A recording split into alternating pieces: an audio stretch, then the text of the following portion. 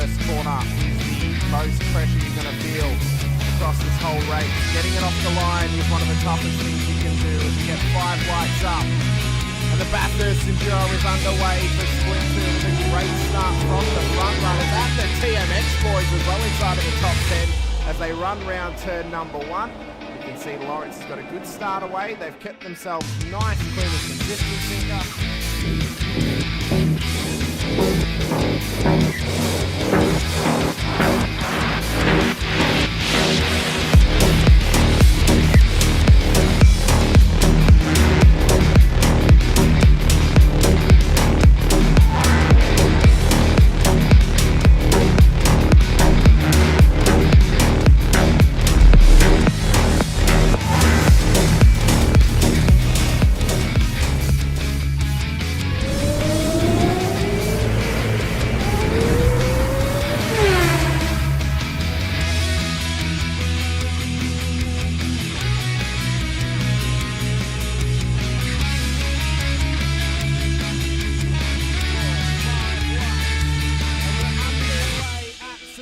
For the final race of the season, it's a scramble towards turn 1 for the front runners. The whole field in behind. As Navarro leads them through one already. Davison and Sinka wanting to try and keep right on the tail of Doug Bowen.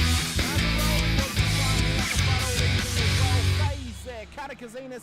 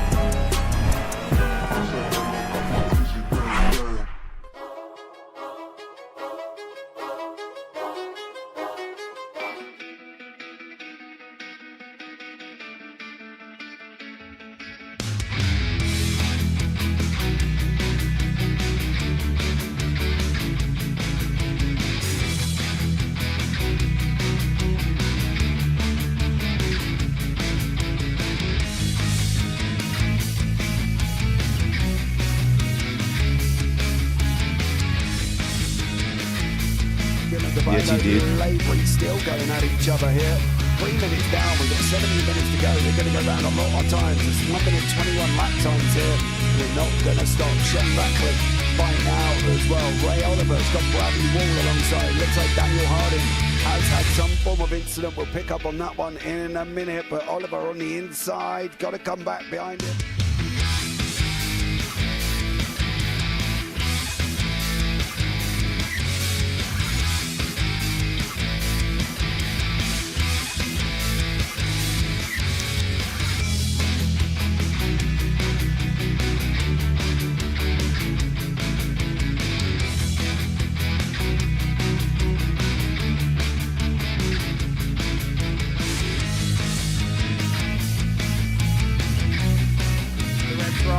Further back as we're underway, James Scott will lead them up the hill, up towards turn 1. Can they keep it clean? There's already contact with Dolphin and Stonestreet on the straight as they run round turn 2.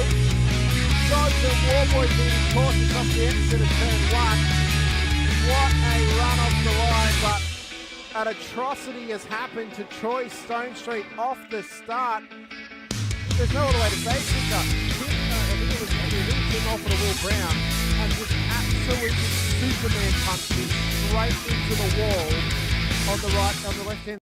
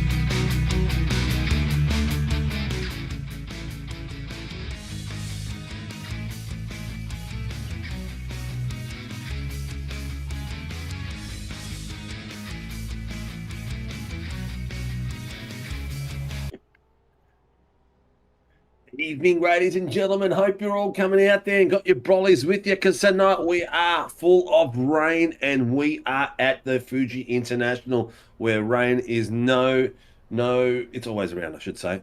But anyway, we're out here for round 3 already. I can't believe how quick it's gone. And the boys are already battling out there and cracking some ripper times, and already some car panels flying everywhere as we're getting ready for the Fuji International Super Sprint tonight. 3 as these boys from the AMs, Pro-Ams and Pros fight it out. Let's have a look where they're sitting on the ladders at the moment, because the total fights are already starting to get a bit crazy as we have a look. In the AMs, we've got Jacob McIntyre from the Sim Racing Brotherhood. He's got himself 172 points, leading by 31 points from Scotty Weston from the EWT team. In 3rd place, we've got Chris Tomlin from LCR. 4th, Mitchy Noble from the Sim Racing Brotherhood. Craig Healy from EWT in 5th. In 6th place, Di Feldman from Performance Sim Racing. 7th place, Adam Mueller, Pacific Esports Racing. 8th place, Len Amos from the Sim Racing Brotherhood. 9th place, Marty Hughes, Pacific Esports Racing. 10th, Shane Newlands from Mueller Racing. And 11th, Stevie Daniels Jr. from LCR Esports. As we head up to the Pro-Ams, you can see that Daniel Clutterbuck is fighting it out there with Brandon Levin, with a 5 points difference between the two of them. Daniel Clutterbuck, the newly joined EWT racing team driver. Brandon Levin from Team SRW Motorsports in 2nd. Phil Manuel from 266 Sim Racing has joined this series and done a cracking few laps, and a little bit of bad luck out there, but showing some early quality pace. James Doyle, we know what he's capable of in other cars, and he's starting to try his luck in the V8s. He's in 4th place for the Koala Cartel. Jacob Trainer from the Sim Racing Brotherhood is in 5th place. Thomas Sunny Sena, SLM Motorsports in 6th. Brett Taylor, our AM champion from EWT Racing, in 7th. 8th place, Jordan Etler from Sideways Esports. 9th place, Troy Dooley from Performance Sim Racing. And in 10th place, Josh Nowak from Swift Racing. 11th place, Peter Sattler, Angry Birds Racing. 12th, Andrew Cowan, Performance Sim Racing, led out by 13th place, Callum Hodgkinson from OPR. Here we go. The pro battle is still very, very hot. Only a couple of points difference between the top 3, as we see James Scott from the Chiefs Esports team in top spot, 9 points clear of Dylan Gray from Pacific Esports Racing in his return to SRW. Behind him, the champion, the number 1 on his car, that's Ryan Mueller from Pacific Esports Racing, the current Season 1 champion, 1 point behind his teammate. Jax Nova from JR Racing is in 4th place. Jonathan Gallum, Pacific Esports Racing, in 5th. His teammate Blake Urquhart in 6th place. Ryan Nielsen from Badger Alliance, we've seen him battling all of last season up the top and pointy end with Ryan Mueller. He's having a bit of a slow start, and he's got himself in the 7th place. Craig Schultz from 9-5 Sim Sports is in 8th. Joel Oostenval, our Pro-Am champion from Season 1 from 260 Racing, is in 9th. Stevie Banks from Pacific Esports in 10th with his teammate Peter Pav in 11th. That is it for now, and there's a lot more drivers out there because this list is fairly big. There is 50 registered for the series, and they're currently about 45 in the points. It's interesting to see, but let's see how the boys going, because qualifying is just about to start. Welcomes and what is rain? You know, Fuji is quite the underrated track. You really don't hear it talked about a whole lot when you have that inevitable discussion of fantastic racing circuits throughout the world. And it's kind of a shame because it really doesn't look like a whole lot when you look at the actual track map itself. But the corners are quite diverse, and it's a lot of fun. You know, it's definitely not the best track in track.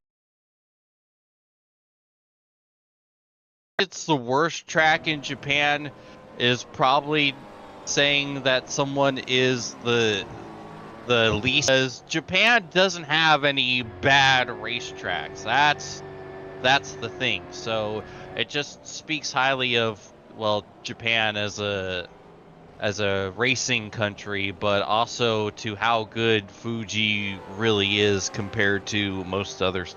It's especially compared to last week at Coda. So I'm looking forward to this one. It's going to be interesting. There's a fair amount of passing zones here. You know, you have one of the longest straights out there.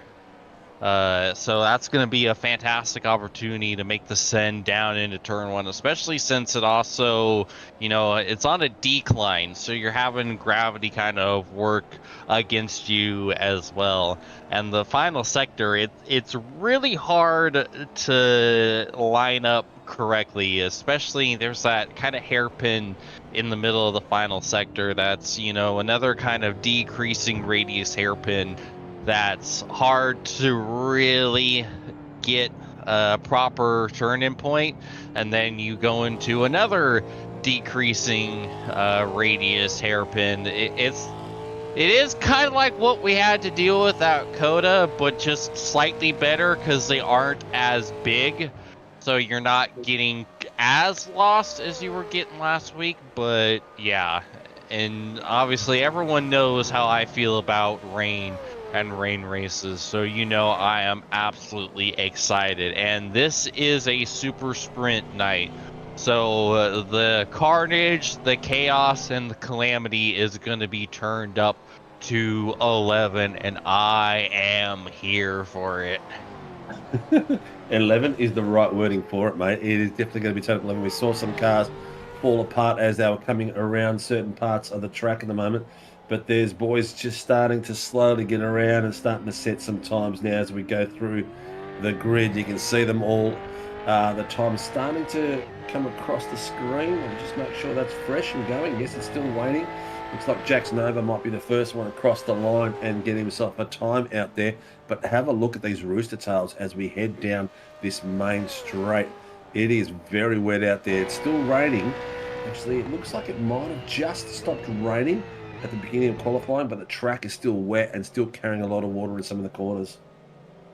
Yeah, currently it is showing no current rain, but then looking at the forecast, the rain is supposed to pick up quite badly. So this might be the only reprieve the drivers get before the weather goes all funhouse mirror again. So what you're telling me, it's getting worse. Yes.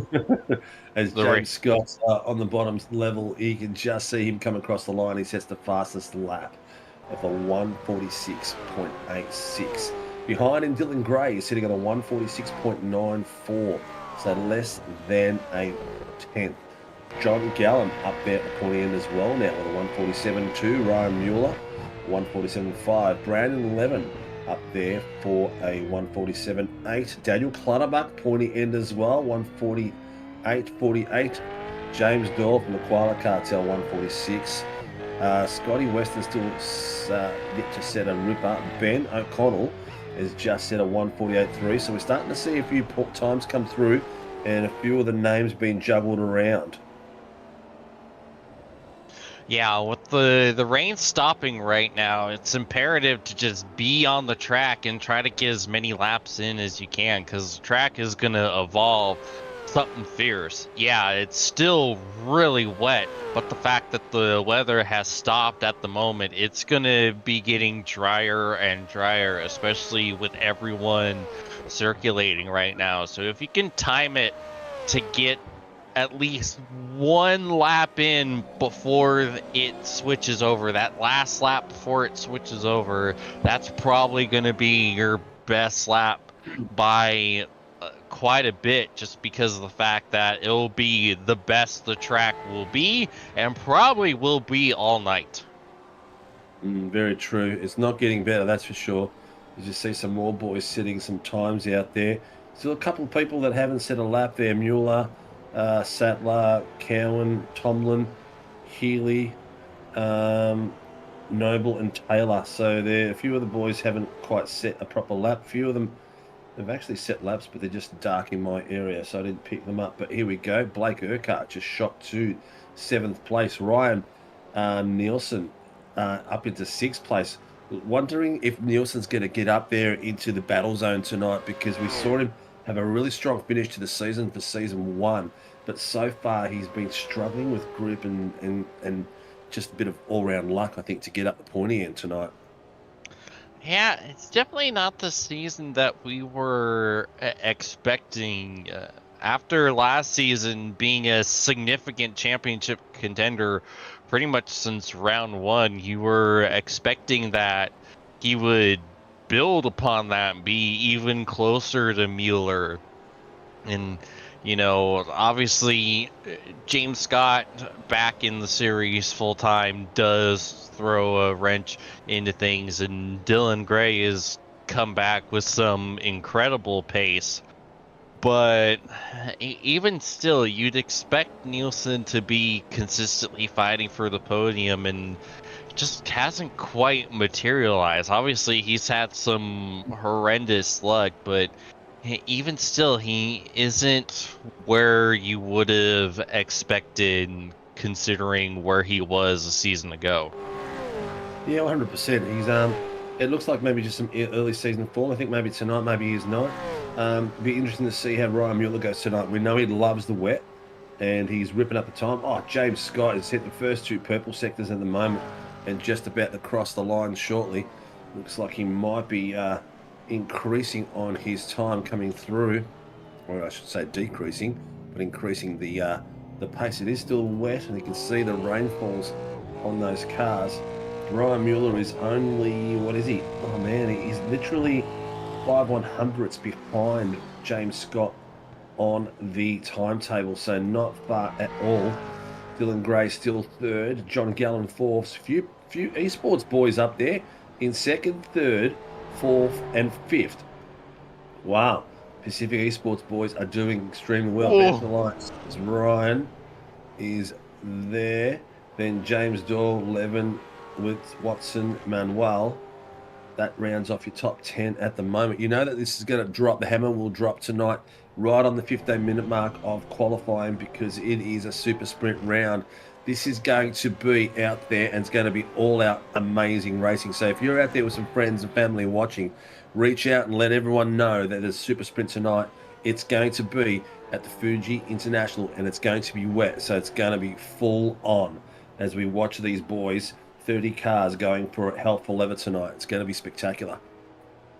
So you know how I said that the rain had stopped? Yeah, that's not the case anymore. It is already back. It showed 0% precipitation happening, and now it is all the way back to 100 right now. So yeah, that kind of effectively ends qualifying, I would say, because now the track is going to be picking up water again, and it's going to be getting slower. It's starting to get very, very wet out there, so the people are going to start struggling, like you said, more and more. A few people out there saying, "G'day, Brad Anderson, Evie, evening, Sir Sinkalot and Sir Bigglesworth." Bigglesworth's on Wednesday. Tonight's Mr. Watsonsworth. Brando, let's go. Evening, fellas. Laura, I've got to reach out to you, Laura. I've sent you some stuff, but I haven't followed up. Cowan's in there, a little bit more wet than the forecast said. Should be interesting. Will Buchanan, a bit moist. Yes, we know her. And what's the race format tonight is a super sprint. 3 20-minute rounds. First heat will be a top 10 reverse for the second. In the third, there will be a top 5 reverse based off the finishing of the second race. So it's going to be a lot of fun. Like, subscribe, hit the notification button, spread the word. The boys are going crazy at SRW tonight. The V8s are going to light up the screens in a very soggy and wet Fuji International Speedway. And you know, even though you're not gonna likely get faster, this is still important because you can use this as a little extra practice session here to get just a little more familiar and comfortable. You know, even though they've had the whole 2-hour practice session before qualifying, seat time is seat time, especially in the wet, because there's just, you know, you don't have a whole lot of experience in the rain because it's new and not a whole lot of series really use it actively. So being able to have all this time in these conditions just to get more comfortable is huge and is crucial in the development of some of these drivers. Not crucial in the development of Ryan Mueller. I don't think he needs any more development in the rain.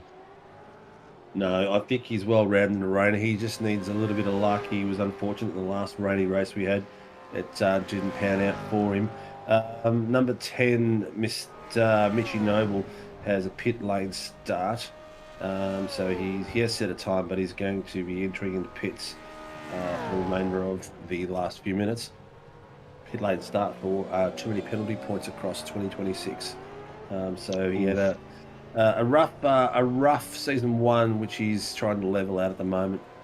But good to see that he's going to be out there still racing. Mate, I'm really thinking the pace difference between James Scott, Ryan Mueller, there is that not a hell of a lot. And also there's not a hell of a lot there to Dylan Gray and Johnny Gallen too. So we might have a bit closer race than what we have. The big gap, let's see how far down is the full second. The full second gap goes down to 11th place. 2 seconds all the way down to 25th place. So 2 second gap to the front is usually where you'd see your AMs going. But the boys are all getting faster and faster. I think we've got a 2.3 2,300 rating at the moment for this series. So it is lifting consistently, and the boys are doing scrumming well. But don't forget also that league races don't spend a lot of time in officials. So as they improve, their iRacing rating doesn't really improve that much because they're not doing league racing. Oh, Laura, yes, that's right. The message to the Facebook account. Thank you for reminding me. I will definitely send that out again tonight when I get back to my desk. We've got 24 plus what's in the Facebook watching. Thank you for joining us tonight. It's going to be a spectacular one. And we have 1 more minute left on this 16 corner track. Whoa! Right. The bit of Mr. Etler has gone straight off at the edge. And you'll be surprised to hear some of the names. Turn 1 is Daichi. Turn 2 is Turn 2. Turn 3 is the Coca-Cola corner. Turn 4 and 5, which is sort of bending into one big corner, is the 100R. The hairpin at turn 7 and 6 is called the hairpin. The corner T9 is actually the 300R. T10 Dunlop corner. T15 the Nets corner. And T16, the final corner of the race, is actually the Panasonic corner. So a few creative names there. The rest of them are all numbers. As we get the hammer to fall, people are in the pits. Dylan Gray has got the last few coming through. Will he get across in time? No. He's got himself purple and 2 papayas. He has, but he hasn't improved in time with a 146.27 being his fastest for the night. That is the top 10, just about it. Once Blake Urquhart gets across the line here, he's currently in 5th. Will he be able to get across the line? He's got 7 seconds to get there. I don't think he's going to have enough. He's taken it off the line there. So we'll see how that goes. Clutterbuck is out there as well still too. Clutterbuck was just getting to the finish line and it just disappeared on him.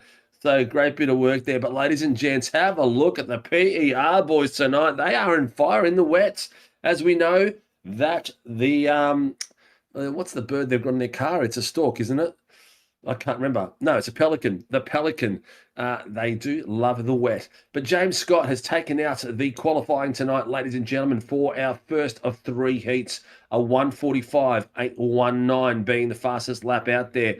4 100ths to Ryan Mueller from PER, followed by third place Dylan Gray. I was going to call him David Gray then. Dylan Gray from PER. And his teammate, Johnny Gallen, behind him, and Blake Urquhart behind him. Top 4 for 5th, 4th, 3rd, and 2nd, all PER drivers. So James Scott has got a heap of Pelicans chasing him down. Sixth place, Ryan Nielsen. Good to see him up there. We just mentioned earlier that the Banter Alliance legend has been struggling with a bit of form of late and got himself at the pointy end, which is some critical points he will need. James Doyle has got himself up into the top 6 as a newly joined driver for the V8. 7th place is, 8th place is Brandon Levin from Team SRW. In 9th place, Scotty Weston, the highest AM out there from EWT. It looks like it's going to be a Doyle and Levin fight for the Pro-Am top spot. Scotty Weston there, and Phil Manuel is going to be up there too in the 10th place. As we go through it quickly, because Scotty is not too far off, we will go through. We've got Clutterbuck, Wickman, Nova, Taylor, Etler, Hughes, Hetherington, Fieldman, Trainer, and Sonny Cena out in 20th place. You can see them all very, very close. 2 seconds down to 20th it has been. We go up to the rest of the screen. We've got Pavlik, Cowan, Healy, Noble, O'Connell, Mueller, Sattler, Tomlin, and tonight downstairs we have got Tyson McAvoy as the race director, and race steward is Mark Cochran. Ladies and gents, we are about to get running for the first of 3. It's 20 minutes.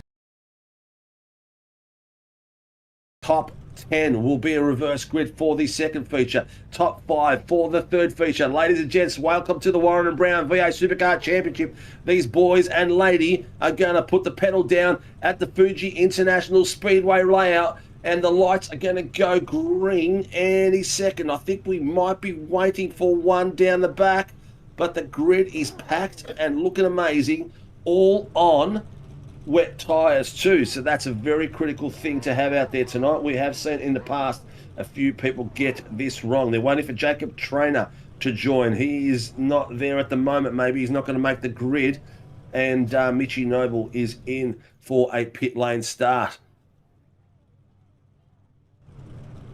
All right, pit exit is closed. Are we gridding? Because I'm waiting for this to pop. Can I talk any more at a octane voice? The lights are going, ladies and gents. We are about to go red, red, red, fully red, go. We are green, green, green. The flag has dropped and we all got off to a spectacular start. Brandon Levin bogged it down a little bit, which brought some players all around. By 2 rows back. But ladies and gents, James Scott has got around pretty quickly, taking it into the first corner, followed by Ryan Mueller, Blake Urquhart, Dylan Gray, and Ryan Nielsen. Nielsen's take. Have a look at them going side by side, coming through there. Nielsen and Gallen, 2 by 2, coming through, and you can see the mid-pack in the bottom screen at some point there. He's going too wide, inside line, beautifully done there by Ryan Mueller as the tail waggles from James Scott as he puts the power down, and they come through and go through the first set of really big puddles. Ladies and gents, it's going to be high octane running out there tonight in an amazing rooster tail flying from the back of these boys, and very hard to see anywhere from third place onwards. As we see Nielsen going out wide and recovering back onto the rest of it is all Pelicans. Second place, third place. There is a Pelican, 4th place Pelican, and then there's Ryan Nielsen in 5th place holding up the back. It looks like we've got James Scott and Ryan Mueller starting to slowly pull away. Let's see how these boys start treating some of these puddles, because a lot of sitting water coming through there. Mueller's taking the inside line. He's going to have a look. He's got the nose in there, but not quite enough done to get it through there. As we come down for the first lap down the main straight, and you can see the top 8 already gapping out on Phil Manuel by 1.7 seconds. This is going to be a cracker. Mr. Scott, we came through first lap with no major issues, but what a race this is going to be. Already a few people having a look as they come down the main straight and let the toe in. You can see 3rd, 4th, and 5th all coming through together. Beautifully done. Dylan Gray, Nielsen, and Gallen trying to get beside each other very quickly. Yeah, surprised there was no crazy incidents. There was something that happened. One of the Pelicans ended up in the wall on pit lane as they were getting off of the grid boxes. Not sure what happened or who it was, but yeah, other than that, absolutely clean, which is surprising because you see this track is soaked. I mean, look at the puddles here at the apex curbing as we get into 300R and so on. Like, it's ridiculous how soaked this track is, and it's going to be easy to hydroplane if you're just not paying attention. Oh, 100%, mate. I hope that sounds a bit better, viewers, because I had the wrong mic plugged in for some reason. Screaming my tonsils out, holding this thing in my mouth, and I wasn't even picking it up. Hey, yo. Oh, there you go. I was like Elvis when he's 45 and didn't know what the hell was going on around him. SRW out of context incoming. Oh, dearie me. Yep. Battles galore. Look at Ryan Mueller trying to take a different line, trying to open up that car and get it straight a bit earlier there. But James Scott, man, he's a wizard out there with him as well. These two boys are going to be tough to beat all the way through. The question is going to be reverse top 10. How's that going to work with these boys coming through? Because they're going to be making it very hard. None of these boys will yield a position. I'll tell you right now, this grid is very, very fierce.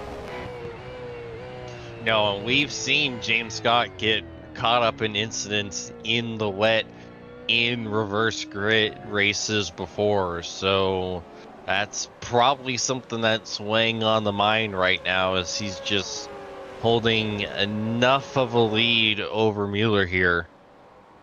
Definitely. He's definitely taking a commanding position at the moment. The battle pack in the bottom screen, if you have a look at it, that's 10th, 11th, 12th, 13th, 14th, 15th.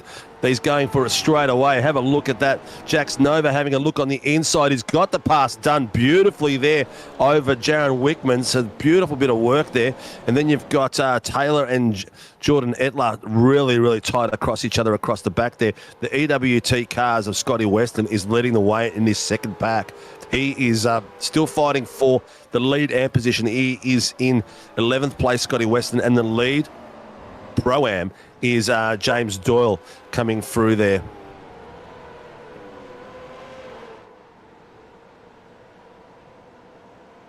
Yeah, so far not a whole lot of the close battles right now, although Trainer does have his mirrors full right now. You're looking at from James, from Scotty Weston, the rest of the grid goes all the way to Ben O'Connell. There's a slight gap there with Hetherington on the back of Andrew Cowan. Everyone is still in the yellows. The biggest gap, the gap is occurring with Brandon Levin. He has got Phil Manuel 4 seconds off him, and Manuel has got Clutterbuck 1 second off him. So they've sort of gapped out a little bit there, but the rest of them very, very close. As I say that, James Scott has pulled away at the 1.35.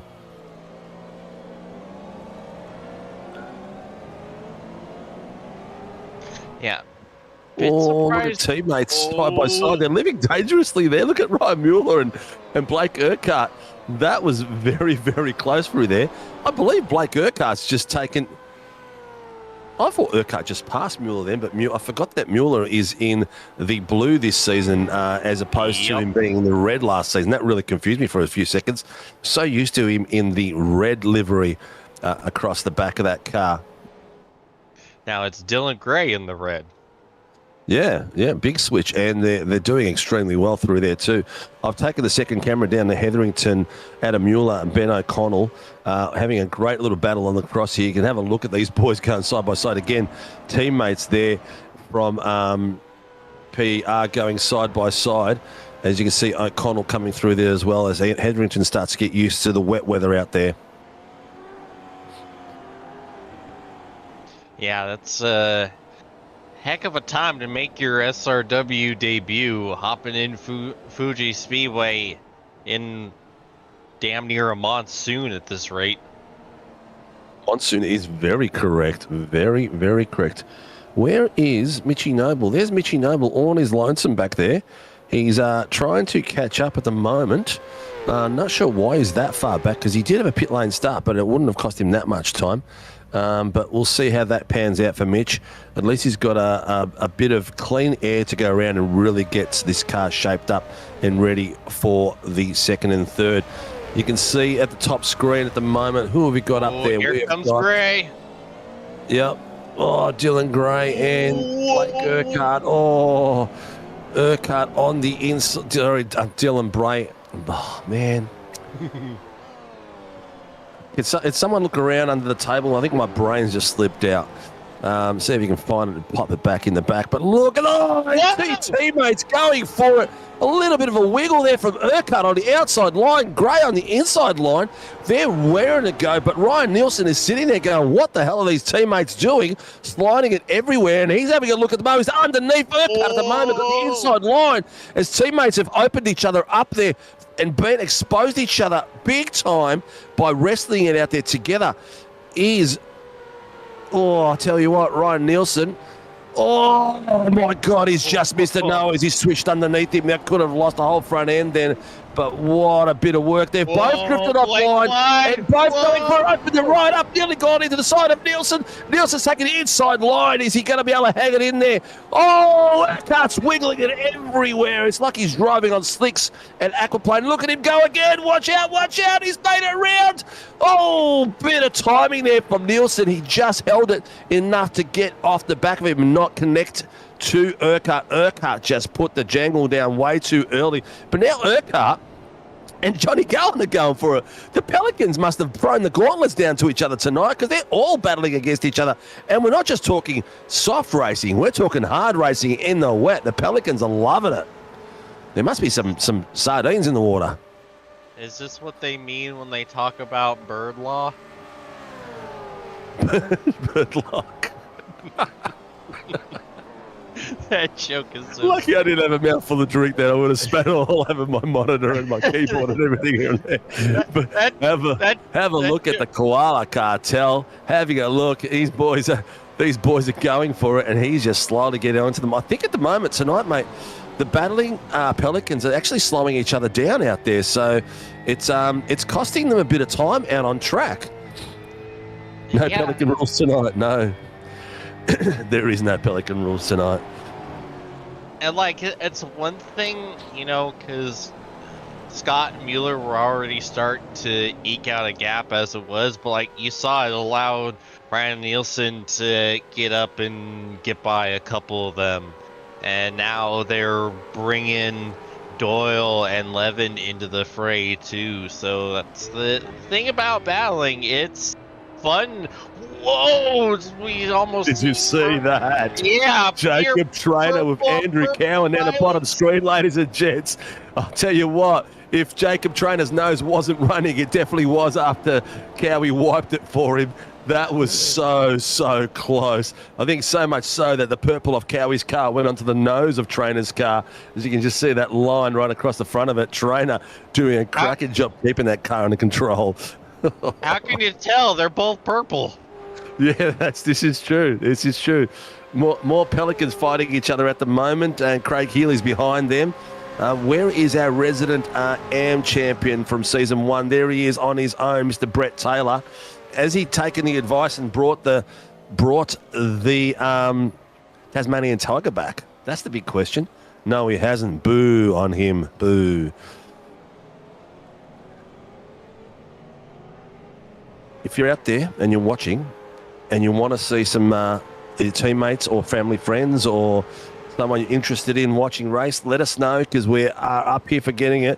The Angry Birds car of Peter Sattler at the moment has having a look at Craig Healy. He's got the inside line on the bottom screen, having a look big time. He's going to get under brakes. He's wiggling around everywhere trying to slow the thing down. He's managed to get the control, and he's got the inside line coming in under Dean Hetherington and taking it through to that next little battle. That was a very shaky braking point there, but looks like Craig Healy is not going to let that go just yet, ladies and gents. He's going to fight that through and putting the pressure back onto Pete Sadler coming through that race. Tell you what, it's hotting up everywhere at the moment. Some really good little battles, but the boys at the front, they're in a bit of rhythm now. James Scott's got a 1:45.6 as the fastest lap. Ryan Mueller 1:45.8. So 2/10 off them, not even. Dylan Gray 1:46.5. So it's the battles up the front are spreading a little bit, but still the pace is ridiculous. Yeah, absolutely. We see. Looks like Blake Urquhart and Gallen have settled down a little bit. They've realised that that's cost them. That hasn't settled down. Oh no, those boys are still going for it. And look who's who's come to join the fun. Adam Mueller from Pacific Esports Racing has come to join the fun, but I don't think it'll be too long until Peter Pav joins that bit of contest with Ben O'Connell coming through behind them. Oh, in there and underneath it, Adam Mueller has got himself a run on, even though he's going through the puddles. Looks like the outside line's the wet line, the inside line's a little bit dry there, judging by the size of the rooster tail. But it's a sprint down to the end. Will Mueller be able to take it on the brakes? We just saw one of the other drivers earlier get the wiggles as they come to the braking point. Here we come. Who's going to go for the brakes first? Cowan has broke a little bit earlier, a little bit safer. Oh, Mueller's gone. Underneath him, he's nudged. Oh, no, he's... he's nudged Jacob Trainer and brought Jacob Trainer around. He overcommitted to that spot and couldn't hold the brakes enough. Cowan tried to let him go slingshot past, but unfortunately, here it is right now. I think that Mueller just underestimated that, but there was also a little touch in the back there by Cowan, so maybe that pushed him onto Ryan Trainer as well, Jacob Trainer as well. So we'll have to see what downstairs says tonight. It's that could have been a little bit of contact pushed both ways. I mean, yeah, the contact from Cowie ultimately kind of bumps him into Jacob, and while there might not have been any contact if it wasn't for that, one, Cowie really can't go anywhere else with everything going on, and two, like, Adam was kind of out of control at that point. So even if sent it like a bad post office stamp. Yes, and so even if the contact wasn't his fault, I'd say the whole incident could probably the lion's share of the blame falls on his shoulders, just for the not quite airmailing the braking zone, but carrying a little too much speed. Yeah. You've got the James Doyle and Blake Urquhart battle on both screens at the moment from different perspectives coming through there.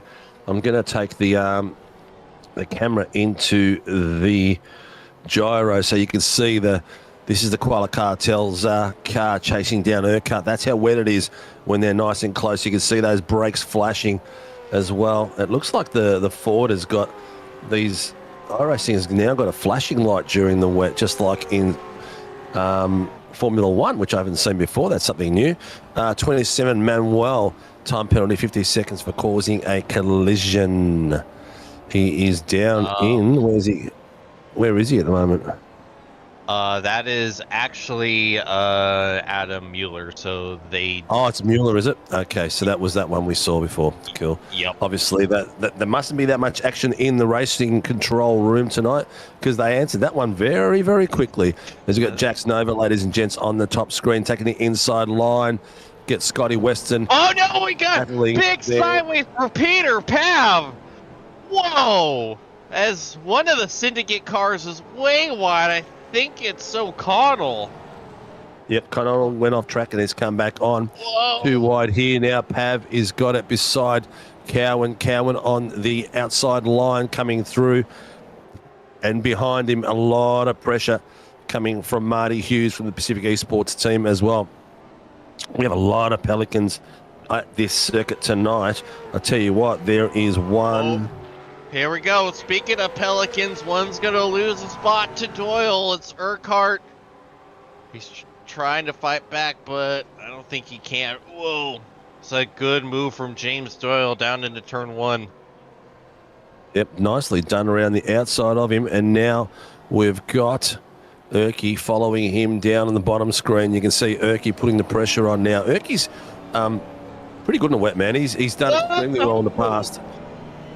Ooh, where's Cruz McVee when you need him in the wet, mate? Whoa! A little bit of love between those two. They're getting a bit close to the wet. They've got to keep the gap open. Ladies and gents, we are down to the last 2.5 minutes, but look at these boys go. Bottom screen, you've got Urky's coming on the outside line on top of James Doyle. Beautiful move there by Blake Urquhart. He committed to that and took it all the way. What a way to go. That is unbelievable. I cannot stress how incredible of an overtake that is, because that corner is already a pain as it is in the dry, because it's almost kind of a sling, like a, whoa, as we see Phil Manuel around. But yeah, you're kind of slinging it through, and it's really easy to just get the corner wrong and kind of send it off. You're already sliding through, and that's not adding the moisture, as well. It appears to be a solo spin for Manuel. Yeah. But yeah, it's so easy to just overcook it into that corner without even thinking it. So to do that while making an overtake and keep it on the track, no contact with anything, that is a unbelievable move from Blake Urquhart. Great commitment all the way through. He nailed it from the start to the finish. Etler is on the bottom screen with Taylor. Taylor taking the inside line, coming through there and putting on some great battling. Healy and Peter Sattler at the moment going for it as well. Down the main straight. The main straight, I'd love to speak to these boys later on and see how much the toe is, what the strength of the toe is down that main straight, because you've got a few real long bits. You've got after the Coca-Cola corner, you've got from 2 to 3, you've got a nice little straight as well. And then there's a really open, subtle corners coming through 7, 8, and 9, which is a touch of the right hand, but not massive. The T9's probably a little bit tougher, but T8's just a slight kink. As we come down the last 47 seconds, let's see if we get 1, 2, and 3 across the line.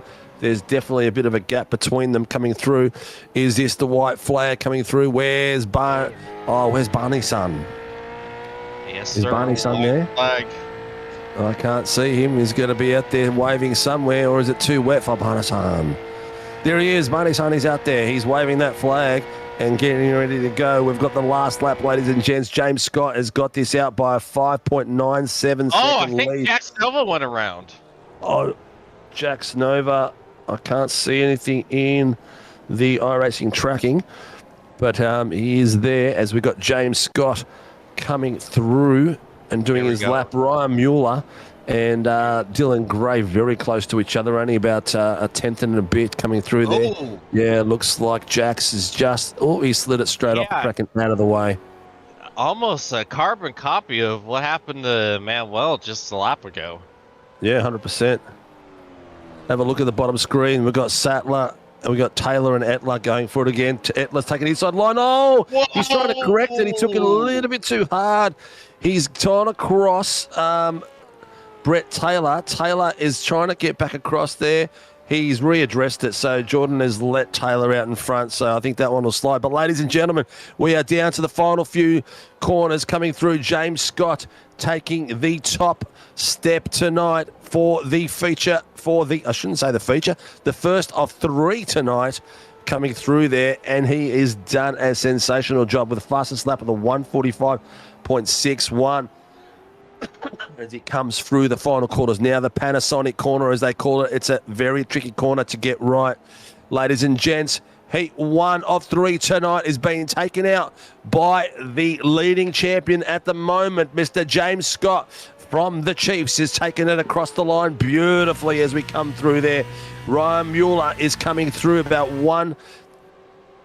a tenth behind him as he comes across the line, taking it through for second place. And third place across the line, his teammate Dylan Gray from Pacific Esports Racing. In fifth place, we'll bring along shortly, will be Ryan Nielsen. And Ryan Nielsen is being followed by Johnny Gallen.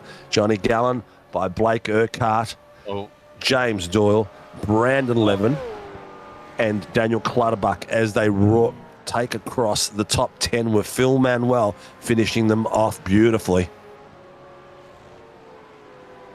Whew. James Doyle takes the Pro-Am first run, and he took it out by a second and a bit on Brandon Levin. Then in the AMs, who was the lead AM? Was it Scotty Weston, I believe? Scotty Weston takes out the AMs very, very comfortably there by Mueller. Mueller is down about 6 places behind him at the moment. Ladies and gents, this is how the class standings came out tonight. Lap was led 12 by James Scott, and he took it out convincingly for the first feature. Scotty Weston, Ryan Mueller, Dylan Gray finished outright top steps 1, 2 and 3. In the Pro-Ams, James Doyle brought it home in 6th, 7th place, I think it is, with Brandon Levin just behind him. The boys behind that, yes, it was 8th and 7th and 8th.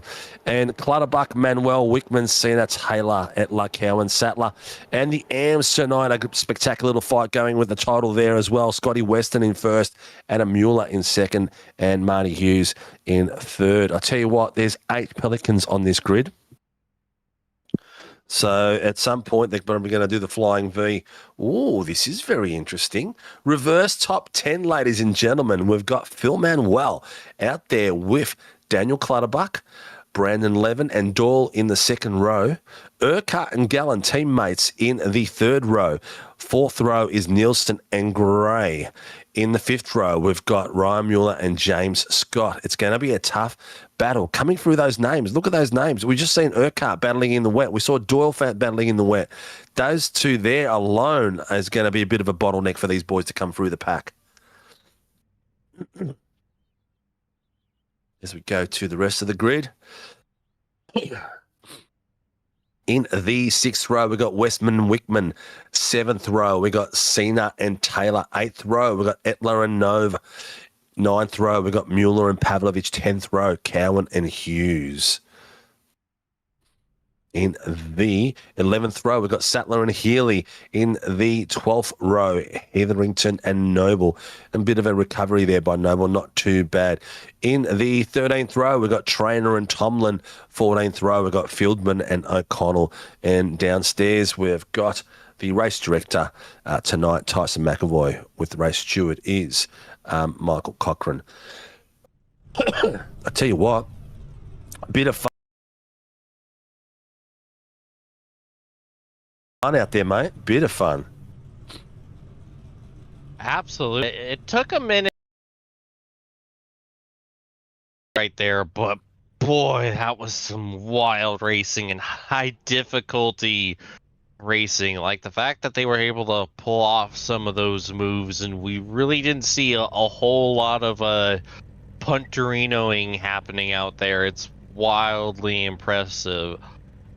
But we have seen multiple times throughout not only this league, but GRD6s where the first race starts out well, even in the rain, and the second and third race kind of turn out to not so much. So we'll see if it stays that way.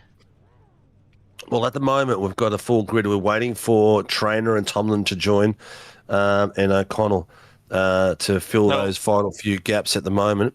But, ladies and gents, it looks like it stopped raining, so we're starting to see a bit of a dry run through the race line, but puddles will be there. Yeah, I was just about to say real quick, the rain is basically like 5% for the next hour in Sim, so... Yeah. So we'll probably get not warm enough, not enough wind out there. We're talking about Fuji, so it's going to stay moist for most of the race, but the puddles will be probably a key factor in standing water in some of these spots. But ladies and gents, we're not too far off. The lights are going. We are go, go, go for Heat 2 tonight of 3 as we see the reverse top 10. Phil Manuel's got a cracking start there. Look at Brandon Levin come through there straight away on the side of Clutterbuck. We've got Manuel, Clutterbuck and Levin coming through. Levin coming side with Mueller on there already. Mueller's already made a few places. Oh, it is a bit of a wiggle there. 3 wide there. Doyle's in there too. James Scott's coming through as well. He's tucked in behind Doyle as we come through. Jesus, this is close. Some of these boys are really making these breaking points in the wet. Very, very scary. I was having palpitations as I was watching that coming through. But look at Clutterbuck. He has got a fantastic start there, already 6/10 ahead there, and moving his way through. He's got Levin behind him. Levin up 1 place. Ryan Mueller up 5 on that restart, and James Scott up 4. Wow. What some driving. Look at this, too wide. Oh, Doyle has got a little bit of a Pelican on the inside of him. That Pelican has now turned into Phil Manuel. Manuel's pushed in their side of him as well. They're going too wide. Manuel on the inside line. Oh, look at that. James Scott had nowhere to go. The nearly contact between the two of them. James Doyle's rear end is everywhere. He's lost all that pace at the moment, and the boys are coming through. I believe we are with James Scott at the moment.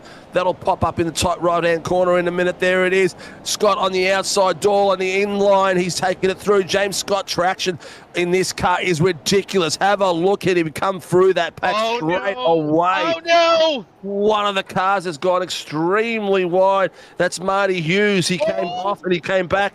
Andrew Cowan's crashed it as well. And there's Marty Hughes' car coming through there. Mitchy Noble just cruising through like he's done for a Sunday leisurely drive, ladies and gents. Ooh, I tell you what, the hotness out there. Cowie has called that in, so I'm not sure what happened in the incident. But there's still a few boys thinking that too wide can come into the first corner, as you can see at the moment coming behind these boys. James Doyle being swamped by Dylan Gray as Dylan Gray's trying to get the inside line coming through there. Yep, Andrew Cowan, Marty Hughes is off track at the moment. And there's a so it's also Scotty Weston. Yep, Scotty Weston is off with Blake Urquhart. And I don't know if you heard my screaming over Steve screaming, but Ryan Nielsen spun exit of turn 1 on lap 1. Oh, wow, there's some... Oh, my goodness gracious. Missed his braking point by miles there. Oh, that's going to be a drive-through, I reckon. Yeah, I was just about to say he had some significant nose damage. He's looking at it, he's lost it completely. It's EWT's car. I think that might be Scotty Weston. Yes, it is. It's Scotty Weston as he's battling for the title at the top and the pointy end. That's unfortunate. Missing a brake marker in the wet like that is quite lethal, to say the slightest. Lap 1, we've got car 055. Marty Hughes has got himself a drive-through penalty. Yeah, that was the incident with him and Cowie in the next to last hairpin. Yep, the boys are coming through. I'll tell you what, someone I've been really impressed with in the V8s on the bottom screen in the red car is Thomas Sonny Cena, the young fella. This is his third official race in a V8 supercar, and he's doing extremely, extremely well out there. Yeah, it's not looking like his first race. That's mighty impressive. Look at him under brakes on the outside line. He's got Brett Taylor, the vintage OG original guy, on the inside line. That's not Brett Taylor. That is Adam Mueller. I apologise. Brett Taylor is behind him at the moment, and he is just taking that beautifully, the young fella. He's doing a cracking bit of work. Top screen at the moment. Brandon Levin is in second place, and he has got Ryan Mueller from the Pacific Esports Racing Team up 6 places in behind him and trying to get a bit of a run on him before James Scott, who's behind them, catches up to him and puts the big pressure on. Cracking bit of work there from Levin on probably his own setup tonight too. So he's doing a bit of good work out there, doing the hard stuff. Penalty for Urquhart. Like Urquhart, yeah. To the surprise of no one. There's a few people out there watching tonight, ladies and gents. I hope we're doing the show justice. We'll try to keep the action coming through to you through our dulcet tones and our high-pitched screaming Michael Jackson type tones. Look at this. Brett Taylor having a bit of a go there with Jacob Trainer. But if you're out there, like, subscribe, hit the notification buttons and share it out to all your family and friends. Trainer is really going for it. Whoa, Ben O'Connell. Oh, it was very, very, very close. Little bit of work there. James Doyle, top bottom screen. Have a look at these boys. O'Connell on the outside line in his Syndicate Racing car. Do like the layout of that car. It's very, very nice to the eyes. Yeah, he had a big save a couple corners ago, and you see he lost a couple spots to it, but able to kind of stop the bleeding here. Yep. Brandon Levin just lost second place to Ryan Mueller. Mueller has just passed him through. You can see that on the bottom screen at the moment. And doing a cracking bit of work out there. He is on fire at the moment. Big time. What's going on here? Mueller, is that a back marker there? Oh no, Daniel Clutterbuck is in. My brain just left the building there. I'm looking at Clutterbuck's car and I'm thinking, what's going on here? He's got a TMX livery, and then it was like, why is there an EWT car on the front row? And then I'm like, yeah, it's Clutterbuck. You idiot. Oh. Yep. Talking about rejoins, here we go. It's done the bottom screen, Manuel. At the top screen, you've got the GWT of Clutterbuck. He's going sideways, coming through drift mode, but Mueller is still hanging it in there with him, and they're putting the pressure on big time. This is getting James Scott, who's just sitting in there and just watching the drama unfold in front of him. Ladies and gentlemen, Phil Manuel just called something in a few seconds ago. Do you know what it was, Mr. Watson? No. Also, did I brain fart for a second, or did I completely miss why Brandon Levin is all of a sudden in ninth, 8 seconds behind the lead when he was like right behind Clutterbuck for the lead? He was passed by Mueller. So he got a bit of love? We'll have to see that again because I missed that. Yeah, who was that? That's hurting my... He's side by side. He's side by side of James Scott. Oh. I don't think that's going to be on Scott. I think that's going to be on Brandon because I think Brandon's drifted out onto him there in the wet. Very hard.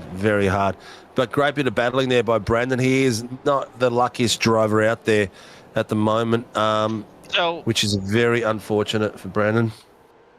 I wonder if that might be then the rejoin that Manuel might be talking about. I think it might be, mate. I think it might be. James Doyle, a new boy to the V8s, is doing a cracking job here on the back of Manuel. And bit of tip for tat just through there. Looks like that was who was that? That was Manuel and Dylan Gray and Johnny Gallen. So Manuel is there, and there's James Doyle behind Gallen, as we can see him on the that's not James Doyle, that's Daniel Clutterbuck and Ryan Mueller. All right, I'm packing up the bag. The mic's gone. I'm out of here.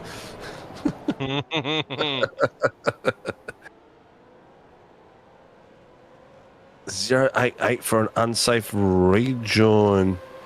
James Scott. Oh, wow! He got for a rejoin. What was that for? So I'm guessing because we were too busy focusing on watching Levin spin that we didn't really look at what James Scott did after the contact between those two. So I'm guessing something then must have happened right in front of Manuel, and it was significant enough to warrant a 5-second time penalty.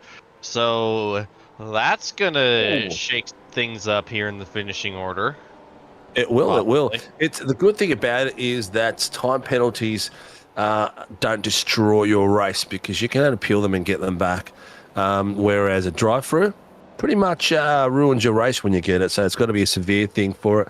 So what we've done for this season is we've given the drivers 5, 10, and 15-second penalties, which you can appeal if you feel so unjustly done by, and can get them overturned. But when you're in a race, you can't really overturn a drive-through penalty because that's on-track time that you physically lose that you cannot regain. I think the only time they'll give you, most of the time it'll be for a serious incident, but at the beginning of the race you'll possibly get a drive-through because you can recover from it, you know what I mean? Whereas if it's in the middle of the race, it just destroys your race big time. But that's what we are doing this season, 5, 10, 15-second penalties. So there is different incidents out there, and we will try to keep it as consistent as possible. And it's very hard to do because, or not hard to do, but it's each incident is its own respect. Look at this drive from Trainer and the other thing is that the drive-throughs are also kind of saved for incidents that are pretty well slam dunk penalties, like the Yeah, correct. Correct. Urquhart on Scotty Yeah. West. That was pretty clear. So, Yeah. but Yeah. outside of those, Pretty spectacular. But have a look at the moment. Mueller and Gray are going for it at the pointy end on the bottom screen. I'm going to take it across to Manuel and Doyle because they were having a bit of a stoush at the moment as well. Doyle is really putting the pressure on. But James Scott is about 7/10 behind Dylan at the moment. Dylan has got blocking. I'd say give blocking rules so Dylan Gray can block for Ryan Mueller so Mueller can escape. That would be my team orders at this point. Daniel Clutterbuck's in a safe place. He's 1.3 seconds. Blake Urquhart's crashed his car somewhere by the look of it on my relatives. And James Doyle behind him. And then we've got Jared Wickman having a bit of a nice run tonight. And he's got a nice little gap behind Etler too. There's Urky coming out from his drive-through. Why did it say he crashed? So he went through... Oh, no. Etler's crashed. yeah, Etler around in the sideways there on the back of the straight at the moment. And he's got these boys coming through. Another little great battle coming through there as well. Has Etler just gone into hot through here? Yeah, he has. That's the second time he's done that tonight. So his setup is maybe a little bit loose across there. But, I'll tell you what, breaking points through there. Dylan Gray is behind Ryan Mueller at the moment. James Scott is right up the back there too. I don't think blocking duty is going to be on the cards. But Daniel Clutterbuck, spectacular drive there as a Pro-Am up there. And he's got Johnny Gallen in fifth, holding base for him. Yeah, and that's crucial. You don't want to let James Scott by and allow him to try to stretch out that gap and overcome the penalty, especially since he already won race one by more than 5 seconds. Oh, look at this. How close is this getting? These boys living dangerous here or what? Ryan Mueller is leading Dylan Gray at the moment, ladies and gents. He is right on the back of him. There's less than 2/10, and then they come through the puddles. James Scott is behind them as well. Look how close they are at the moment. That is 1/10 from Gray to Mueller, and then a further just over 2/10 for Scott to be on the back of Dylan Gray. These boys are really going for it and playing rolling the dice, man, in the wet, because in the wet anything can happen. Scotty Weston and Dean Heveridge battling it out in the bottom screen at the moment for some critical points out there. I believe that Adam Mueller is the lead am out there at the moment, so doing a cracking job out there. 2x2, Heverington on the outside, Weston on the inside, going for it. Nicely done. Mitchie Noble is behind them, catching them at the moment. Tonight's race starting from the pits has Surefire thrown a bit of a pebble in the mix. But let's have a look. Is James Scott going to go under brakes here? No, not quite. Dylan Gray's held his line nicely as they come through the first corner. The Rooster Tail is nearly gone, man. It's certain parts of the track it really picks up, and other parts not so much, as you see the boys coming down the main straight in the bottom screen as well. One of them just touched the grass and had a bit of a wiggle there. I think it was Scotty Weston at the moment. Adam Mueller looks like he's gone off track a little bit too, but he's back on. Look at this 2x2. Oh. James Doyle is having a bit of a stoush here and doing it in a big time. My Iracing just gave me a bit of a shock. It just shot James Scott to the top, but I knew it wasn't right because I'm looking up there at the moment. It's not right. These two boys have been going at it all night tonight, mate. Gallen and James Doyle and Mr. Manuel. Yeah, they can't really seem to get rid of each other, although Gallen looks to be about a second ahead of those two, so he's got some breathing room while those two throw haymakers at each other. Speaking of throwing haymakers, here's Scott with the send into Panasonic. And he's going to get it done. He's done it very, very well. That's a tough corner to go. It's a bit of a, hard to tell. It's a bit of an incline coming up through there, so you've got to be very careful. And there's the pit entry coming past right now as they're dragging down the main straight too wide. Not done yet, though. No, it's not done yet. He's Dylan Gray is committed. Is he going to be able to commit under brakes? James Scott under brakes, slowly in and slowly out. Dylan Gray is trying to tuck it in, but the next corner is a lefty and then followed by a righty. Oh, look at them come through. Great bit of battling, though. 3.5 minutes to go. Is that enough time for Ryan Mueller to take the top step, ladies and gents? Is he going to be able to keep it up there? Will Dylan Gray keep the pressure on James Scott and make him battle him all the way through so that his teammate can come through? Craig Healy is having a bit of go 2 by 2 as they come through behind them. We've got Di Feldman and Scotty Weston coming through the back of the pack 2 by 2. I just missed it on the second screen. I'm sorry. They came through beautifully in the final corner. But ladies and gents, we are down to the last 2 and a bit minutes for the main heat.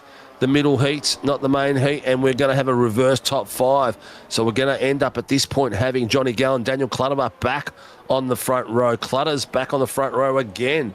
Up 8 places, James Scott. Up 8 places, Ryan Mueller. Biggest movers tonight are Ben O'Connell, Chris Tomlin, and Jacob Traynor up 10 places.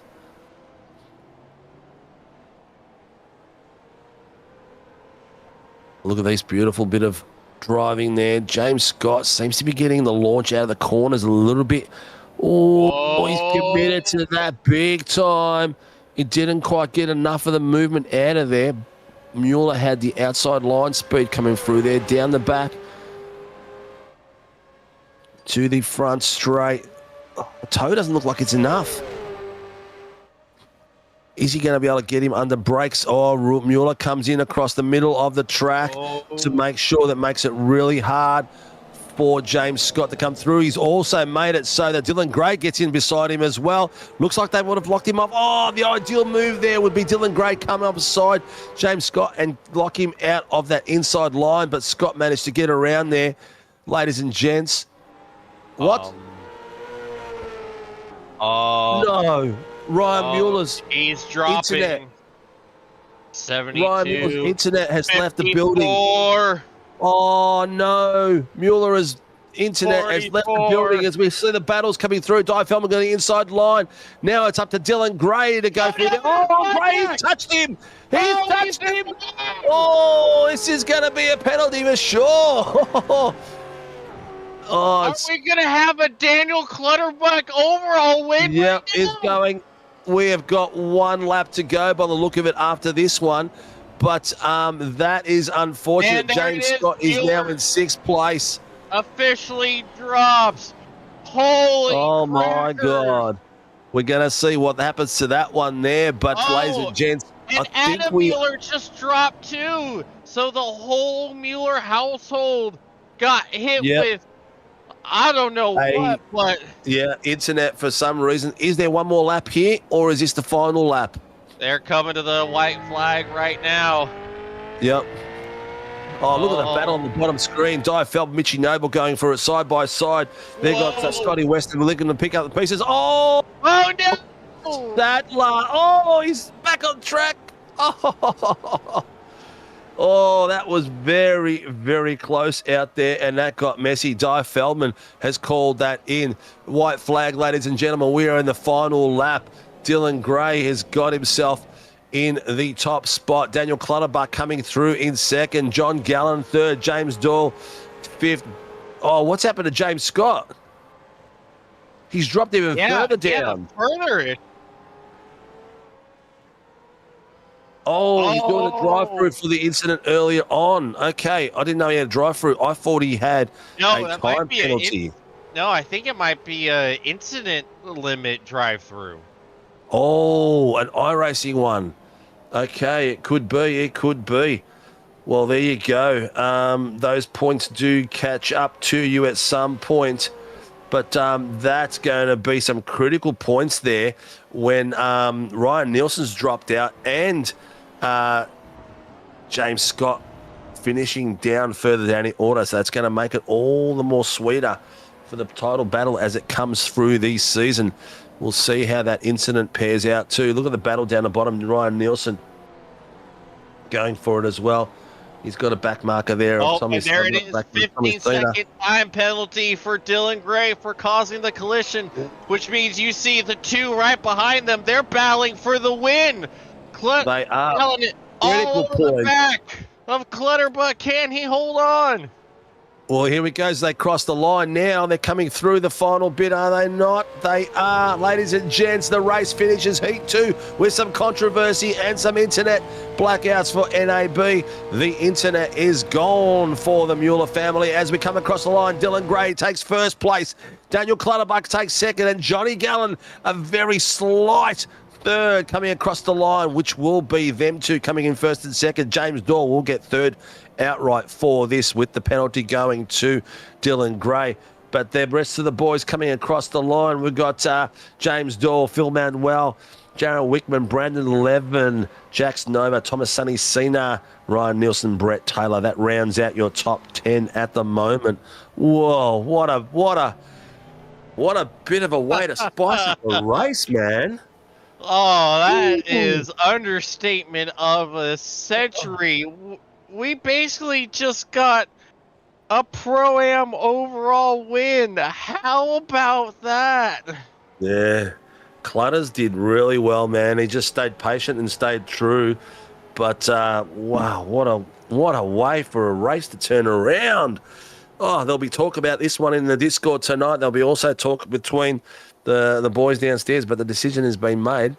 There was contact from Dylan Gray on the back of James Scott, which James still finished sixth, so it wasn't too bad. But the with that penalty going to Dylan Gray, it will be Gallen, Nova, and Nielsen coming in first, second, and third. Clutterbuck, Gallen, and Nova coming in first, second, and third. Clutterbuck outright winner tonight, but also taking the Pro-Ams in the second heat tonight, with Dorr and Manuel behind him. Tomlin in the top step for the AMs, with Hilly and Scott and Weston coming through. So that battle in the AMs is still continuing. What happened to Ustenval? Yeah, he's not here. He was in practice. I thought I saw him in practice. Nope, he's not on the entries whatsoever. I thought he'd be in there tonight. Well, what a way to go, ladies and gents. Whew, it's blown my mind. The internet takes another win off Ryan Mueller, who has had it happen to him before. Not this year, but last year. But Mr. Watson, talk about what we're seeing on screen right now. Sir, the ad for Team Watson Racing setups. If you're looking for some of the best oval setups on the service, you know where to check us out. Use code WATSPIN39 for 10% off at checkout. And we've been making great strides as well in the road program. The qualifying set for the Indianapolis 500 for this week is on the website, and the race set will be added within the next day or two, right before the first slot of the week. So come and check that out as well. Excellent work, mate. Excellent work. And there's a few boys out there having a bit of a practice session. It's good to see. Scotty Weston, Brandon Levin, Blake Urquhart, Jax Nova out there at the moment. Having a bit of a run around there. Scotty Weston and Jax Nova are having a bit of a play at this point. Looking at each other. Oh, excuse me, how damn rude. Look, while you're out there, please support the people that support us. If you're into the flight simulator world and you need some 3D rendering, shout out to Shun Scenery. They are amazing work for you. As you can see on the bottom right hand corner, there's Phoenix Driver Development. If you're into the Gen 3 and Gen 2 V8 Supercars and you want to get better, They do team training as well as one-on-one, but also setups as well for the V8s. So reach out to Laz and Rian. They'll be able to look after you. Reach out to them on Facebook, or if you can't get a hold of them, reach out to me and I'll put you in the good one.